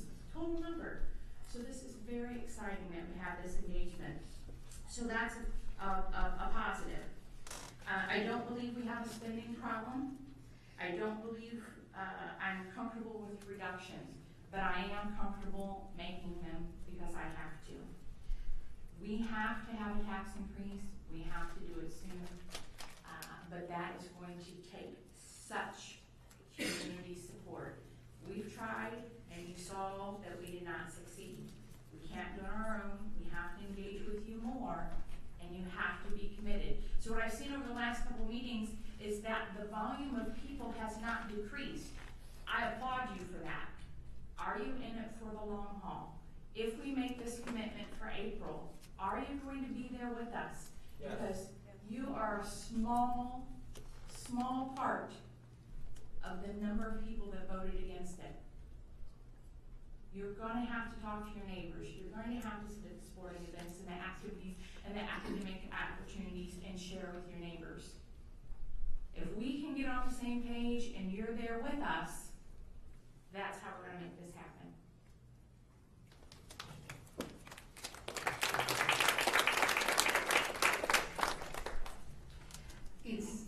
It's so overwhelming to see everybody out there, and they're here for the right reason, and that's their children, and that's the most important thing. Whether I voted for it or against it, y'all know I voted against it. There were various different reasons. I didn't like the survey. I didn't think it said we were going to win it. I asked many questions. I wasn't satisfied with my answers. I wasn't going to agree with it. I see what the cuts do. I see how it impacts the students. And when you turn around and you go all the way back and you're thinking the students, what can I do to improve the students? You guys are committing that. Sometimes we get laxed in our home lives and we just think everything is peachy cream and everything, that all of a sudden it's like, whoa, I missed that. I missed that whole thing. The one person they had talked about, I don't want to single you out, but you know, about not knowing and coming into this district and not really knowing what a person's supposed to do or how to get involved. This is where you get involved. You get involved with your student. You decide that, yeah, a tax increase really is not really cool for some people, and I get that, and I understand it. But when we are dedicated and we go to those people and we talk and we explain and you tell them exactly what this is for, they may be on a fixed income, and I get that, and I brought that up during our other meetings. They won't vote for a tax increase no matter what you say. But if you don't ask them, if you don't give them that information, they're never going to ask for one. But what this has also done is brought, instead of thinking inside the box, we're thinking outside the box. People are coming up with ideals, and I've checked on them. I've called other school districts. I've called other states to see how they've done different things. And there is a wealth of information out there. There's many things that we can do to tweak this and to tweak that, but we have to do it for the right reason. We have to continue to do all this for the right reason, because we can turn around, put a tax levy on for 45 cents, and then in 2 years we're down the same boat. But it has to continue. The public has to be aware of exactly where our finances are, where our struggles are. Where do they want the money most spent? Do you want busing? Do you not want busing? The community has to have that input to give us that input so that we can make a conscious decision. I see no problem putting a tax levy on and the able ballot. And the only reason being, I may not like it, I may not want it personally, but there was a board member here that told me it's up to the public, not up to me. And that's all I can say.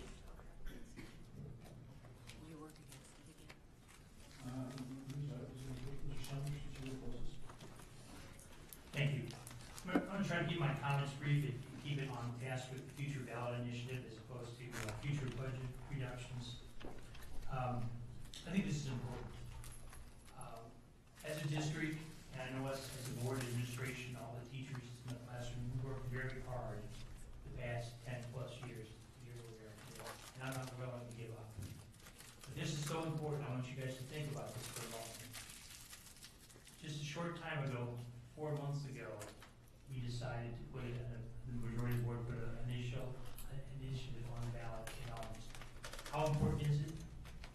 Those 3 members that voted against 90 cents in August have said here tonight that they want to ask the public in April of 2016.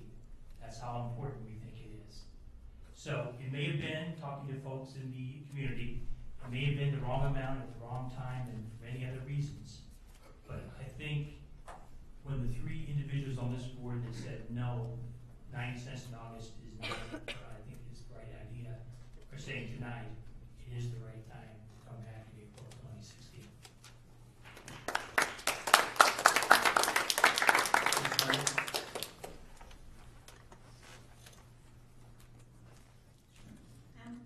I'm having a difficult time because all of the rhetoric up here, no matter who you are and what seat you are, it can sound very political.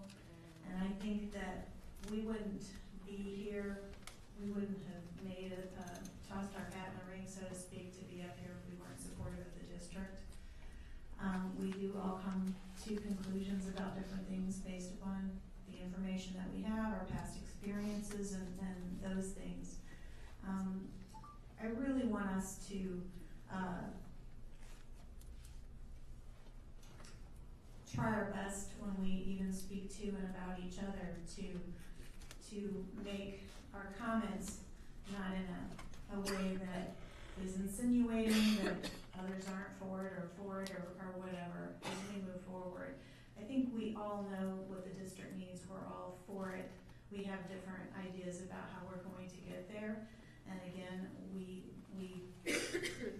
get our information from our district and we come to those conclusions the best we can. But I don't think it needs to be insinuated or said in any way, shape, or form that none of us are supportive of supporting this district in some way, shape, or form. I just, I don't know, I'm just feeling kind of icky about things that are being said. We all want this district to move forward.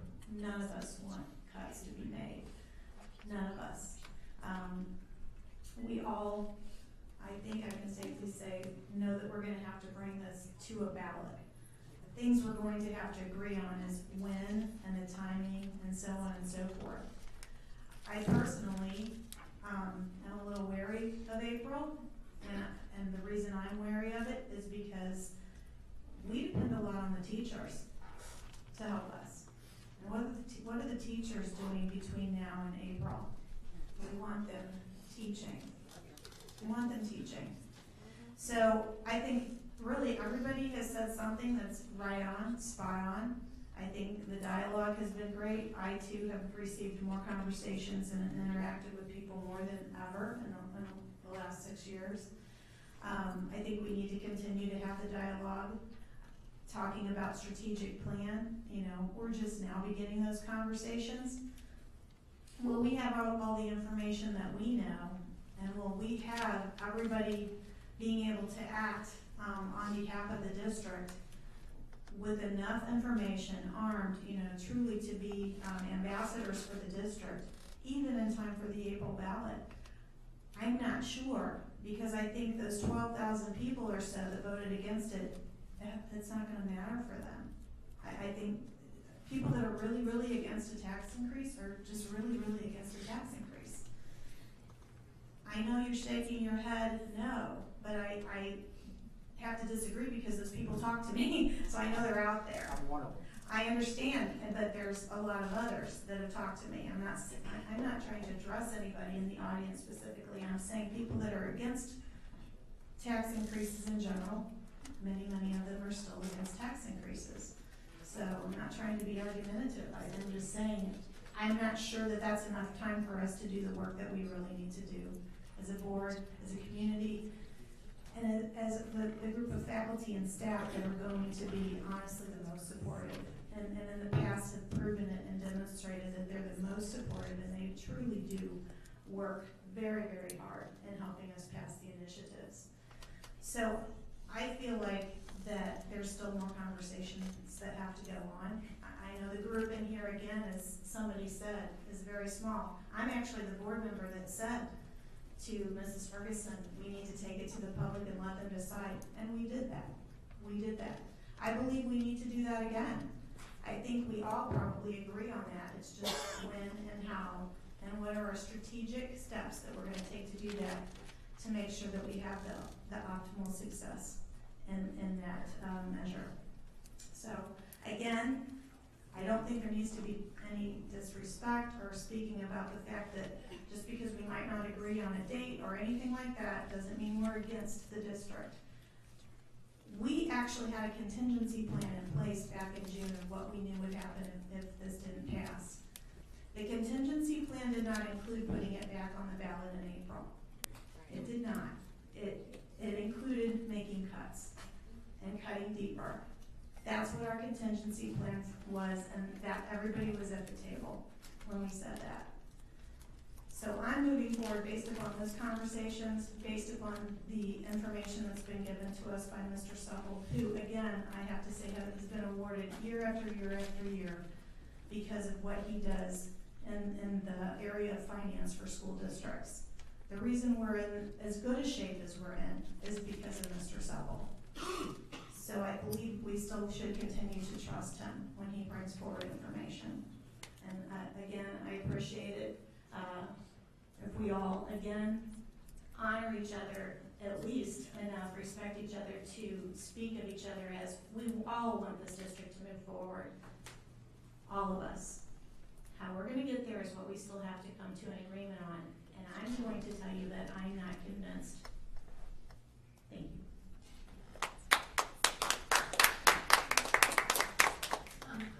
I told him I would do 10 seconds. So I just want to remember something that hasn't been said yet.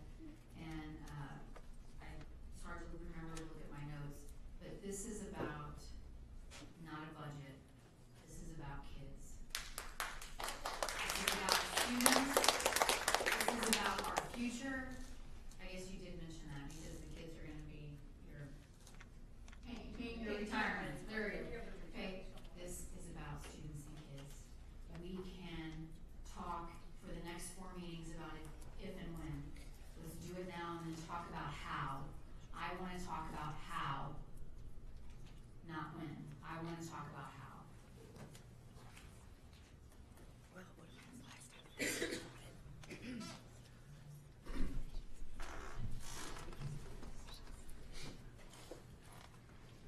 Now, I'm gonna remind everybody up here that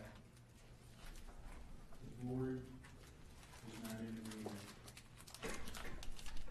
And that was one of the things that the folks told us.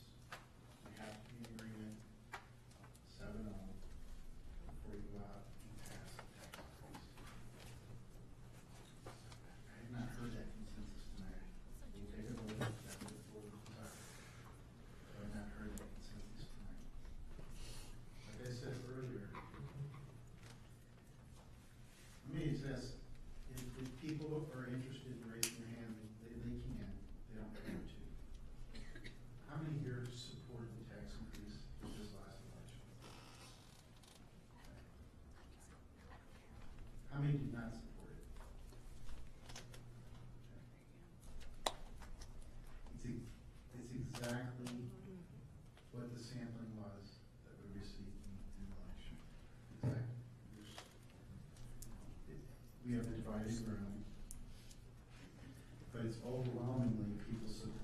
we don't have the people that said no here. We have the people that said yes. And, you know, as I said earlier, I don't think it for 1 minute that we don't need the money. I support the 90 cents. I supported it, and we'll support a tax increase in the future. But I'm not sure that as a board, we can make that decision tonight without contacting them 12,666 people and find out why they didn't support it. To me, that's the most important question you gotta ask first. You can't, I don't think we as a board can say, okay, you said no 6 weeks ago, we're gonna try again. That's the part that I'm struggling with. I support the 90 cents. Obviously, I support 45. But I'm thinking about, what I'm thinking about is, how is that gonna look to the public if you don't have a 7-0 vote on this board to put a tax increase on the ballot? How's that gonna look? And, you know, I struggle with that right now. So, if the board would like to continue with this vote, I'll allow it. If somebody wants to withdraw their motion, they can. Otherwise, we'll take the vote.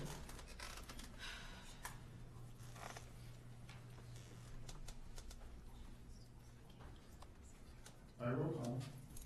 Ms. Hope? Nay. Nay. Aye. Aye. Motion carries 4-3.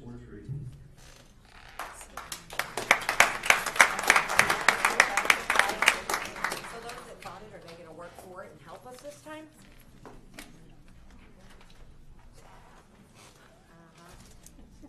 So reckless.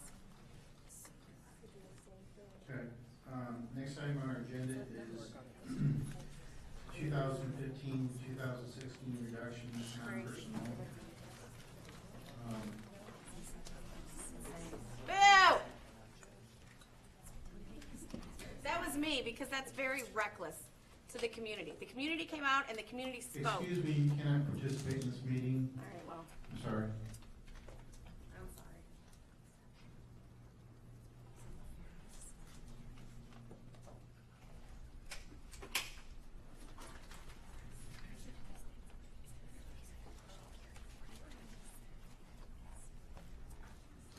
Okay, the board was emailed some additional information that Mr. Supple prepared. You know, I'll remind the board that during our discussions in July, I believe is when we started having these discussions, we began providing a contingency plan to address the budget issues for 2015 and 2016, and the administration has provided that information to us. We agreed as a board at that time that the tax levy did not pass. We began to make some reductions. The reductions are before us tonight. They've been before us for several meetings. Once again, there's no guarantee that we're going to get new revenue. So we can't count on that revenue to come in. So I'm going to allow the board to make a motion to begin reducing our budget for 2015 and we'll address the 2015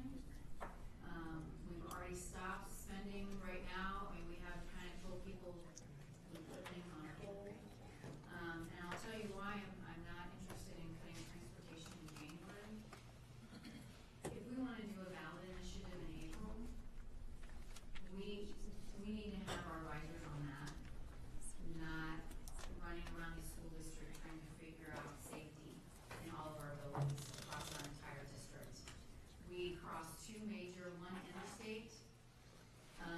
We cross a major highway, that kids are gonna have to cross. And we don't have those plans in place. How many people will we have to hire for crossing guards? How many places will they have to be? Will we even do that? Vacation station, okay, is there room in all of our facilities? We're not really sure what that influx would be. Then with hiring, okay, we're gonna have to do maybe a massive hiring really fast. We don't know. That would depend on how many people actually started in the role in vacation station. Then which schools would have basically no bus service? We talked about early August about Cosley having 4 kids right now that would be transported. Okay, Cosley has no sidewalks to their building. Would we have to build sidewalks to get there for safety? Now, is it easy to walk to Cosley? It is for several subdivisions, pretty easy. But I'll tell you, as that circle drive and all those parents bringing kids and parents walking, that driveway that's very, very long is already backed up with cars now with 14 buses that they have that go in the building.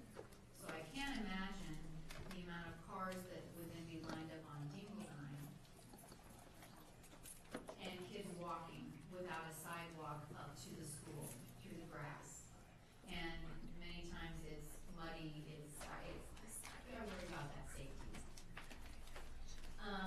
What other schools don't have adequate sidewalks? Thinking of Howell. I'm thinking of Independence coming down, I believe it's Weldon Springs Independence, maybe it's Independence, but half of it's been fixed.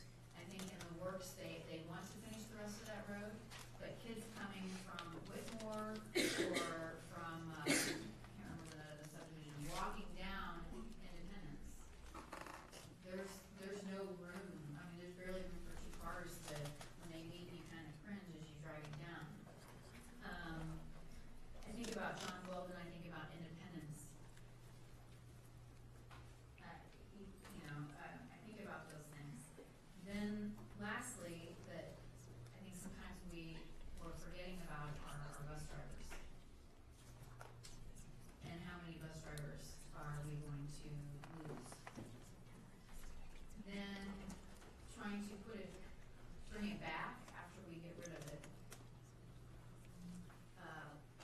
What does that really entail, trying to get it back?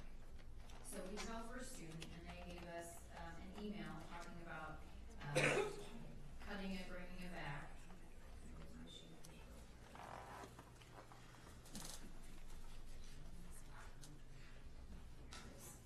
And they said that they would need 60 days notice so that we can give notice to employees that will be laid off. We would also need to negotiate new pricing because of the material change in service. With less revenue, we would need to be able to cover our fixed cost. So yes, we would cut transportation, but then our contract with First Student and that payment is still gonna have to change because they still have to make and get their costs. So we don't have a direct figure. We still have to negotiate with them on that. So we do that, we spend all this time in the next 3 months fixing our buildings, putting in sidewalks, hiring crossing guards, hiring new vacation stations, revamping that program, because it's a curriculum program, vacation station. It's an awesome program for our kids. But if we have an influx of children going into that, I don't believe we won't be able to do what we did. It was almost a tutoring type of program. Extra work, extra help, incentives, even, for kids who need more up, but those kids that also were up to get even more. It's an awesome program. They work with our standards. They do it. Okay, if all of a sudden we have all these people in, and we have to hire new people who have not been, don't have the PD, we're not gonna be able to do that. Will it still be good for your kids? I totally believe we'll still have straight people there.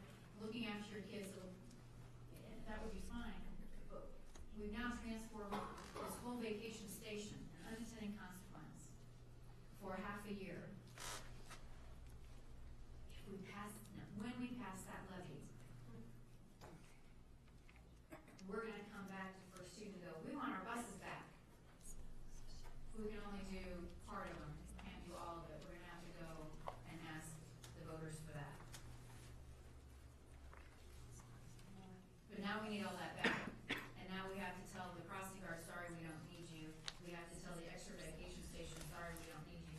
Now we can change up, we've wasted, I think, a lot amount of time doing stuff that right now, for this fiscal year, we do not need to do. Now, the counterpart is, we need to do something so people know we've cut something. And you know what, I kind of agree with that statement, because people don't know we've cut things. I know that. And I'm really hoping, because of the dialogue that's happened, I don't think we need to do that for this year. If we've done I just don't. We will have what our board has said we need for the end of the school year. If we come to the end of the school year, if we come to April and go, you know what, we still need more out of next year's budget, then then maybe transportation needs to go for next year. But saying now, for January, during the winter, when we don't know what it looks like on the first day of school, how do we know what it's gonna look like when we have snow and sleet on the ground the first day the kids come back to school? And we don't know how many people are even going to walk, we don't know how many people are even gonna drive when it's 30 degrees outside, it's 20 degrees outside. So here's another unintended consequence. Are we going to then now have PTOs or have backpacks that Harvester Christian Church does? Are we gonna start having coat drives? Because we don't know if our kids have coats to walk to school. That's another unintended consequence. We don't have kids who can go to school because they can't walk to school. Because they don't have the clothing to walk to school.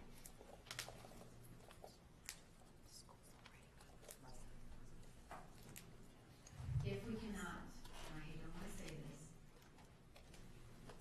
if we cannot get the public, the community to agree for a tax increase in April, then I agree that buses for next year need to be cut. But that gives our school district and our community time through the entire summer to get alignment in place. This school year has been cut enough, and now we need to educate our community better than we ever have on what we have done. Right now, it is not about line items, it's about dollar amounts, and it's about how we're going to affect kids. I am very worried about our ADA. I'm very worried about that. I'm worried about the 90-90 attendance, which we excel at. What did you say, Mary, last 95%? Over 90-90? 93.7? That's remarkable, that's awesome. I'm gonna keep that, I don't need that to go down. I'm very worried about that. We have several schools who could be hit very, very hard with that. And I'm not ready to commit that yet, because I wanna talk to my public more. Ms. McAvoy, can you, just trying to, we understand where you're at, we'd like some responses from the board members, appreciate it. Ms. Cole? So I talked a few minutes ago about that I'm a realist. So as a board member, I have several main roles. One is to protect our students, two is to protect our employees and staff, and three is to be fiscally responsible to our taxpayers. This year we have an estimated deficit of $9.6 proponent, as I mentioned, of the tax increase in April, because I think it's needed. I'm also a proponent of being fiscally responsible, and operating in a $9.8 million deficit and not doing anything additional this year concerns me. We are going to borrow money this year to cover our expenses as we receive our tax payment that we do receive. If we eliminate bus transportation, we're looking at about $3 million that we'll be able to keep in our revenue stream. And that, to me, is a way that we can reduce our budget and protect our students in the classroom. It's very important to me that we try to preserve the classroom. And this is the largest area that we can look at where a reduction can be taken. Just as I felt it's important to do April and let the families and the community know now that we're committed to that, I also think it's important to let people know now if we're committed to eliminating bus transportation for January. If we make that decision now, that allows our school district to make the adequate plans that we need to make, and it also allows our families to make the decisions that they need to make. There are numerous school districts that do not offer transportation within the radius that we are now speaking of as well. It's something that's been a tradition at Howell. Today, we're not in a standard traditional place with our finances. Mr. Lane? First off, I'd like to say thank you to everyone who took the time to reach out to me. I welcome and will continue to welcome anyone and everyone who has questions, comments, ideas, to please contact me. I received several emails, phone calls, social media posts, and even been stopped out while I'm out and about. People were given ideas, thoughts, suggestions, opinions on the way they feel they can help our district. Since being elected back in April, it's been a very, very busy and long 5 months. Trying to learn the rules, laws, policies, procedures, everything else that board members need to know, plus attending meetings, school functions, Prop-Y tax levy, campaign, etc. I must say I have still so much more to learn, and that will only come with time and experience. But that said, I'm totally dedicated and determined to becoming known as a hardworking, open-minded, well-respected, honest, and open board member that is here for the reason I decided to run in the first place, for the future of our children, and to keep and maintain Francis Howell, one of the top districts in the state of Missouri. Back in early August, I created and put out a survey to gauge and get feedback from stakeholders in the district, and to help me guide me on some of the many considerations that have been proposed for cuts. I feel that input from the people who put me here to be their voice is very important, and I wanted to publicly say thank you to all of you who took the time to take the survey, and also to all those who reached out to me via other means. I fully understand that whatever cuts or decisions are made, not everyone is going to like it or agree with it. I was told by several people when I was campaigning for this seat that you have to have a tough backbone, and some tough decisions will have to be made. Please understand that I put a lot of thought, time, and effort into the way I make my decisions and the way I vote. Busing will directly affect my family. With that, I'd like to amend the motion to direct the administration to take the necessary steps with First Student to reduce our transportation to the state required minimum of 3.5 miles effective beginning second semester of the 15-16 school year. Is there a second? To that amendment? Can you repeat that, please? Can you repeat that? Maybe just like. The amendment? I would like to amend the motion to direct the administration to take the necessary steps with First Student to reduce our transportation to the state required minimum of 3.5 miles effective beginning second semester of the 2015-16 school year. Okay, we have a motion and a second by Ms. Coe. Ms. Price?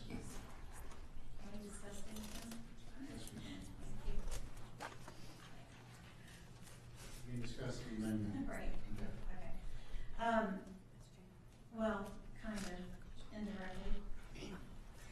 I guess I go back to. I guess I go back to, we knew a long time ago, which is why we did the public survey, what was coming. We knew, as many have said, we were headed towards a fiscal cliff and all these things. We all, I think, will say communication was an issue, and we take responsibility for that as a board. I also, though, very much remember the work sessions that we had talking about what the contingency plan would be in case the issue did not pass in August. We specifically asked for information, again, from our cabinet to make cuts, to give us what those cuts would be and what would be most effective. I too, like Chad was saying, we take, and I think I can speak for all of us, we take this very seriously. I'm also somebody that's always, tried to abide by honesty and integrity. I feel like if we go forward and we don't make the cuts that we said we were going to make because of the contingency of if it didn't pass in August and then it doesn't pass again in April, we're just kicking the can again. So do any of us want any of these cuts? Absolutely not. It makes me sick to be able to make them. But I could reiterate about the coats and all those kinds of things. But the fact of the matter is that people adapt. People adapt to what they need to adapt to. And kicking the can down the road, I think, would be a complete and utter, what do I want to say? I don't feel I would have very high integrity if I voted to kick this can down the road. And knowing that we can't bank on a ballot issue in April any more than we could bank on a ballot issue in August. We had a contingency plan then, this is it. What's our contingency plan, in April if it doesn't go through? So I just feel like there's some integrity involved here and responsibility and fiscal responsibility as much as I hate it. I hate it at my own house and I hate it here. You have to tighten the belt, but I do think people adapt.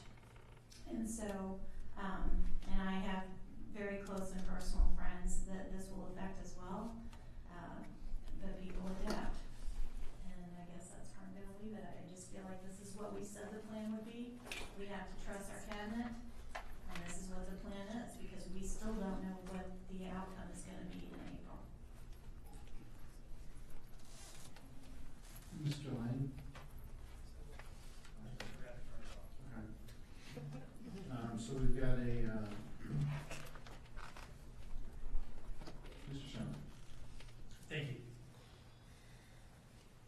As a member of the Board of Education, I've always tried to make my decisions based upon what I think is best for each of our 17,000 plus kids in the classroom that show up each and every day, or at least at a 93% rate. But I think this goes a little farther than that. And when I have many conversations that I do with many of our elected officials that go to Jeff City, and I know many of you have heard me say this before, it's kind of a three-pronged approach when you're considering legislature that's going in Jefferson City, and I think that's where we need to apply that concept here. Those three prongs are that we should not fix what's not broken, one size does not fit all, and think about the unintended consequences.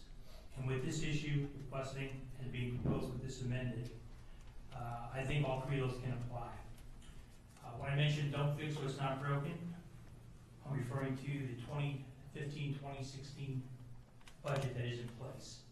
Yes, I did vote for it in June. I think it's still a good budget, although the projection is anticipating almost a $10 million deficit.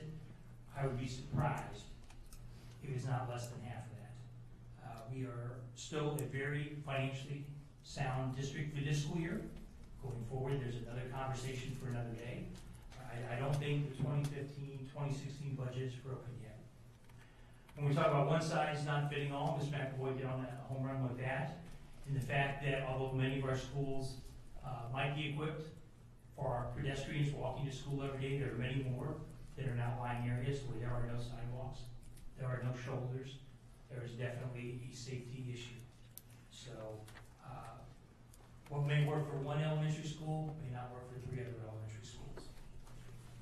And when we talk about the unintended consequences, you have to remember, as a board, that if we make the decision to head busing to our students less than 3.5 miles from school, there may be the problem or the concern for future administrations and future boards. How do we reinstate for those kids that live less than a mile from school as part of a tax levy issue moving forward? So I think on many levels, reducing transportation for the second semester of this school year is not in the best interest of the Francis House School District. I'm going to vote no on the amendment. It's another conversation for another school year if things aren't successful in April. But if it's all right with you, Mr. President, I'd like to hear the input from our superintendent as far as her input on this particular issue. Well, I'd like to, this is a board decision. We've already gotten the information from administration. They've given us that information.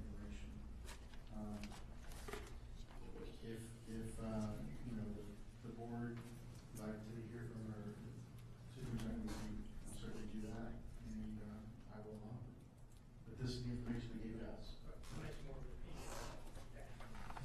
Okay. I think my plea to the board remains the plea that I made at the end of the last meeting.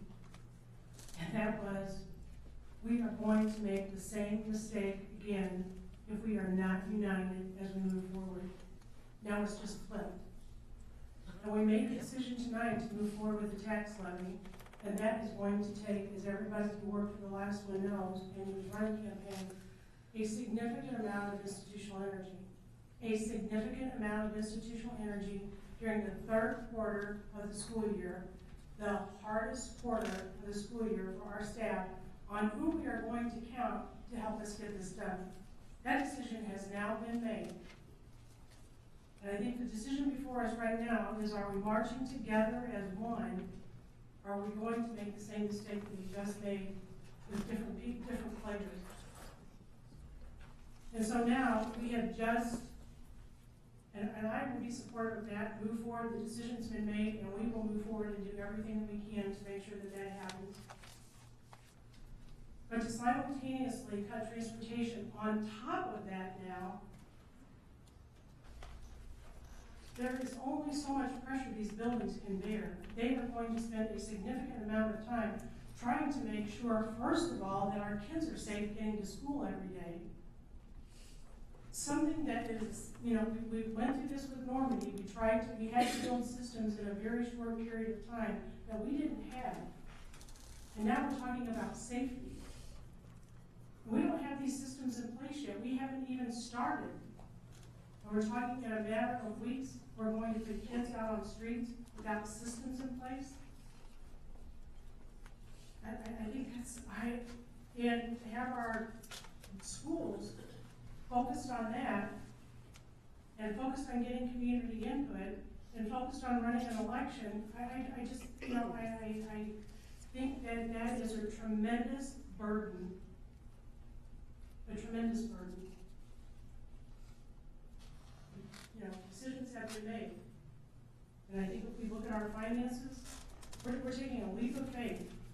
We are taking a leap of faith that that tax levy is going to pass in April. We're taking a leap of faith. I feel like we just took a leap of faith. It didn't work out. Because we were not united as a school district behind an issue that was the future of our school district. And here we are at the same juncture again. So my plea to our board is that we have got to be united in whatever decision we make. And I do feel that balances that we have in front of us are balances that can get us through. We will end the year, as everybody has said, in a place that meets our board policy.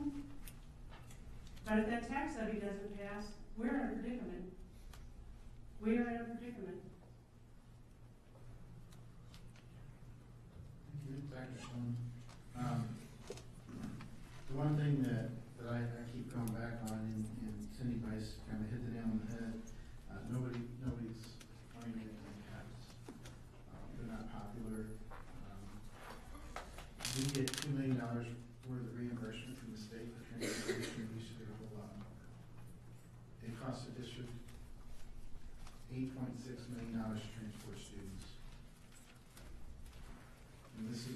this is, to my knowledge, nobody's getting educated on the school bus. They're getting brought to school. The state required 3.5 mile radius is what we're required to do. We've always gone over and above because we could.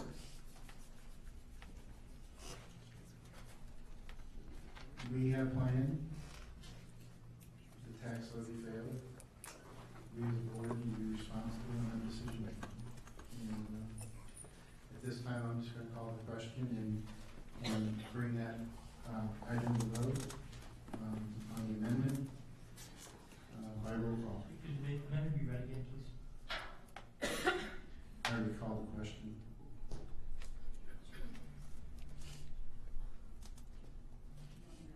The amendment is, go ahead. The motion was made to direct administration to take the necessary steps to reduce transportation to the state mandate of 3.5 minimum. By roll call. Ms. Maxwell? Nay. Nay. Nay. Aye. Aye. Nay. Amendment fails 4-3.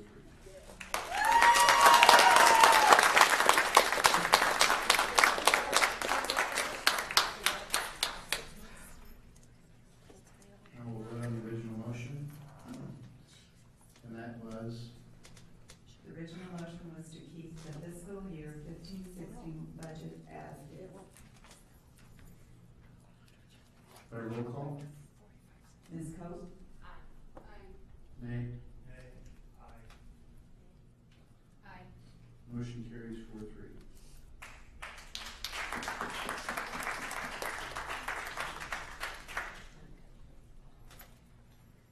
So we have one more item up on the agenda. It's 2016-2017 budget reductions.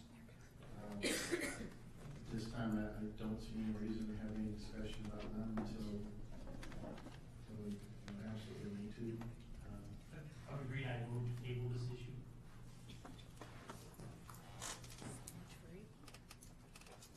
A motion to table by Mr. Summers. Is there a second? Ms. Ferguson, second the motion to table.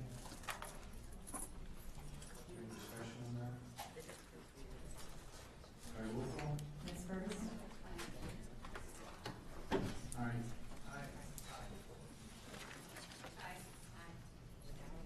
Motion carries 7-0. Policy reading, we're given a policy packet to review. It's first reading. Is there any questions on that? If there is, bring them back to the next meeting. Just real quick, was there a recap on this particular one, or just did I miss it?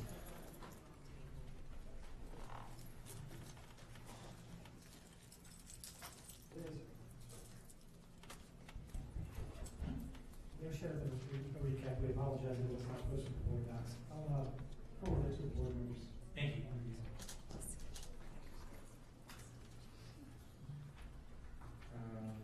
So that'll be in the next board agenda. Last item is restricted comments is board and community engagement. Requested this to be on the ballot. We talked about this a million times. Just real quick, we've heard a lot from the community about the board being more accessible and participating in conversations. So I asked to put this on the agenda so we can have that conversation. Because the meeting has run so long, I'm going to move to table that discussion to the next meeting. Motion by Ms. Coe to table that item, and the second by Mr. Summer. Is there any discussion on that item? Hearing none, by roll call. Mr. LaFawn? Aye. Aye. Aye. Dr. Sloan? Thank you. First of all, I'd like to thank Rachel for coming tonight. We appreciate your attendance and your comments earlier. You have quite a resume and portfolio built already for you in your very young life, and you're going to go on to do great things. So Very appreciative of your contributions to Francis House Central and to our school district. So thank you. A couple other comments, just would like to make sure that everybody knows that Francis Howell School District had 7 semifinals in the National Merit Competition, and that is continuing on, so that is a celebration for our school district. We've been kind of focused on a lot of other things, but there are a lot of great things still going on with our kids in the school district. And just our data, I know we're only halfway through the first quarter, but we have seen even more impressive data with regards to our institutional suspensions continuing to go down. Our COCs, our bus discipline is remarkably down. Attendance continues to be great. And we just can't get the dropouts down anymore. They are still going lower. And so just great work by our schools and by our academic team and those who support that. And then just would like to recognize a great partnership that we had at Farmville Middle School this week, partnered with Boeing, and they had just a great opportunity for, I think it was for our 6th graders to run through some various rotations, and they were able to do some equipment there, so I really appreciate the opportunity to work with them. And then I understand that though October the 2nd, I always celebrated this specifically before, but October the 2nd is National Custodian Day. And would certainly like to just shout out to those folks for the work that they do. We wouldn't get very far each day without the help of our custodian staff. And those are the items that I have so far. Thank you, Dr. Sloan. Rachel, thanks for being with us tonight. I said the same thing about your experience tonight.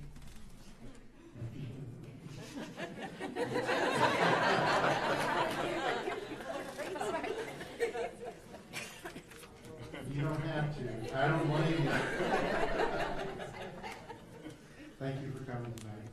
And thank you for your parents for bringing you tonight and allowing you to be part of the process. And awesome parents that we have. And what a drive we have for GPA. I love it. We will be seeing you before tomorrow luncheon for sure.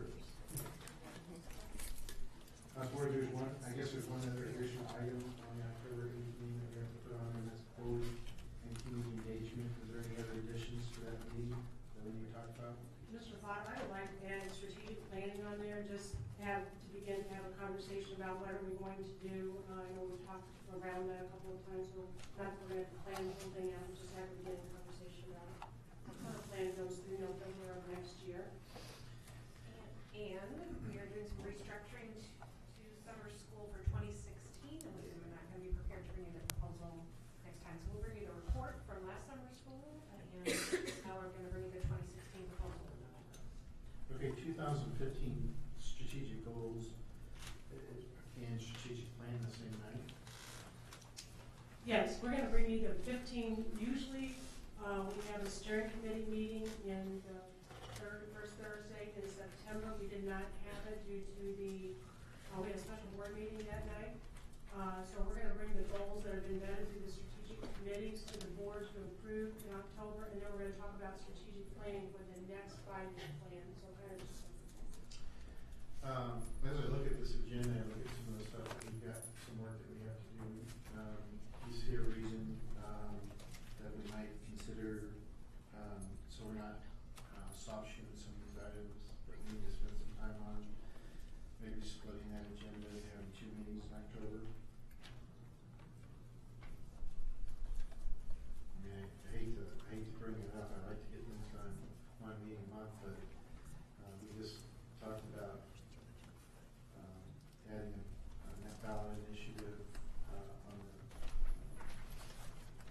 as well as made a decision not to cut. I think it's budget work to do. I just don't know if we have enough hours in the day for these meetings. And I'm open to your suggestion on this for October, and November's pretty cool too. So. and certainly add in an additional meeting if that's the pleasure of the board. We have to remember that we do have a fall break in there. I'm just thinking that we might consider having a work session for the strategic plan rather than having inside the regular meeting. That's just my thoughts on that. I don't know if this helps at all, but if we didn't have to post tomorrow or 2 weeks prior, workshop with some preliminary data in early October, that October 8th full day, which would free up much of the agenda for the later October board meeting. Because your work session in October is academic workshop. Yes.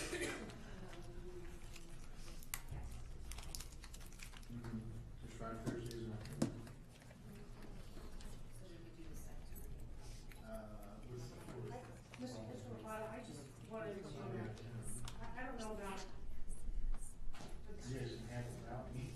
for the strategic plan, we are, my intent was just to talk, you and me, how do we want to do the process?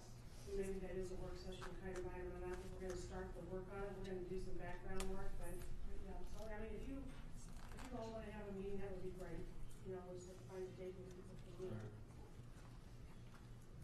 Mr. Summer? And just to help you out, most of us will be out of town the first Thursday in MSBA, the second Thursday we're already meeting, the third Thursday is small break, we may just be gone. Fourth Thursday tentatively is the regional MSBA meeting. And I just had, town on the 22nd, it doesn't have to be on Thursday, but. We're trying to get done on the meeting. So, I do need to request to add an additional item. Open negotiations, I'd like to add that on the October 8th agenda. And then I feel I would be remiss if I didn't say this, and that is, I know the board tabled the item for 1617, but at some point, we're gonna have to know, for staffing purposes, what a plan A and a plan B might be.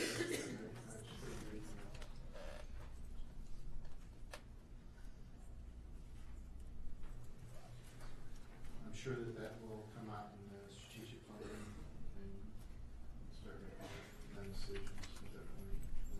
Obviously, we can't continue without new revenue. Just to clarify, our current strategic plan goes through November of 16, so we're not done. We have another year, over a year left on our current plan. Right. So we just need to think about, are we gonna do the process, or are we gonna have somebody else do the process? That's just the first step that we have to make a decision about. November 19th, any additions or subtractions? So I have open negotiations, strategic plan,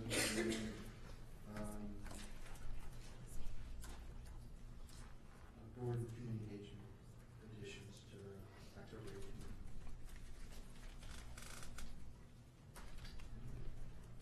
Entertain a motion to go back to closed session. So moved.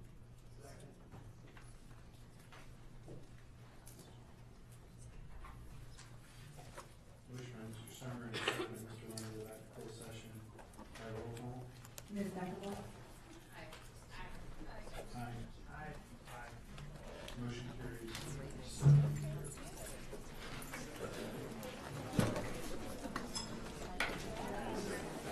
No.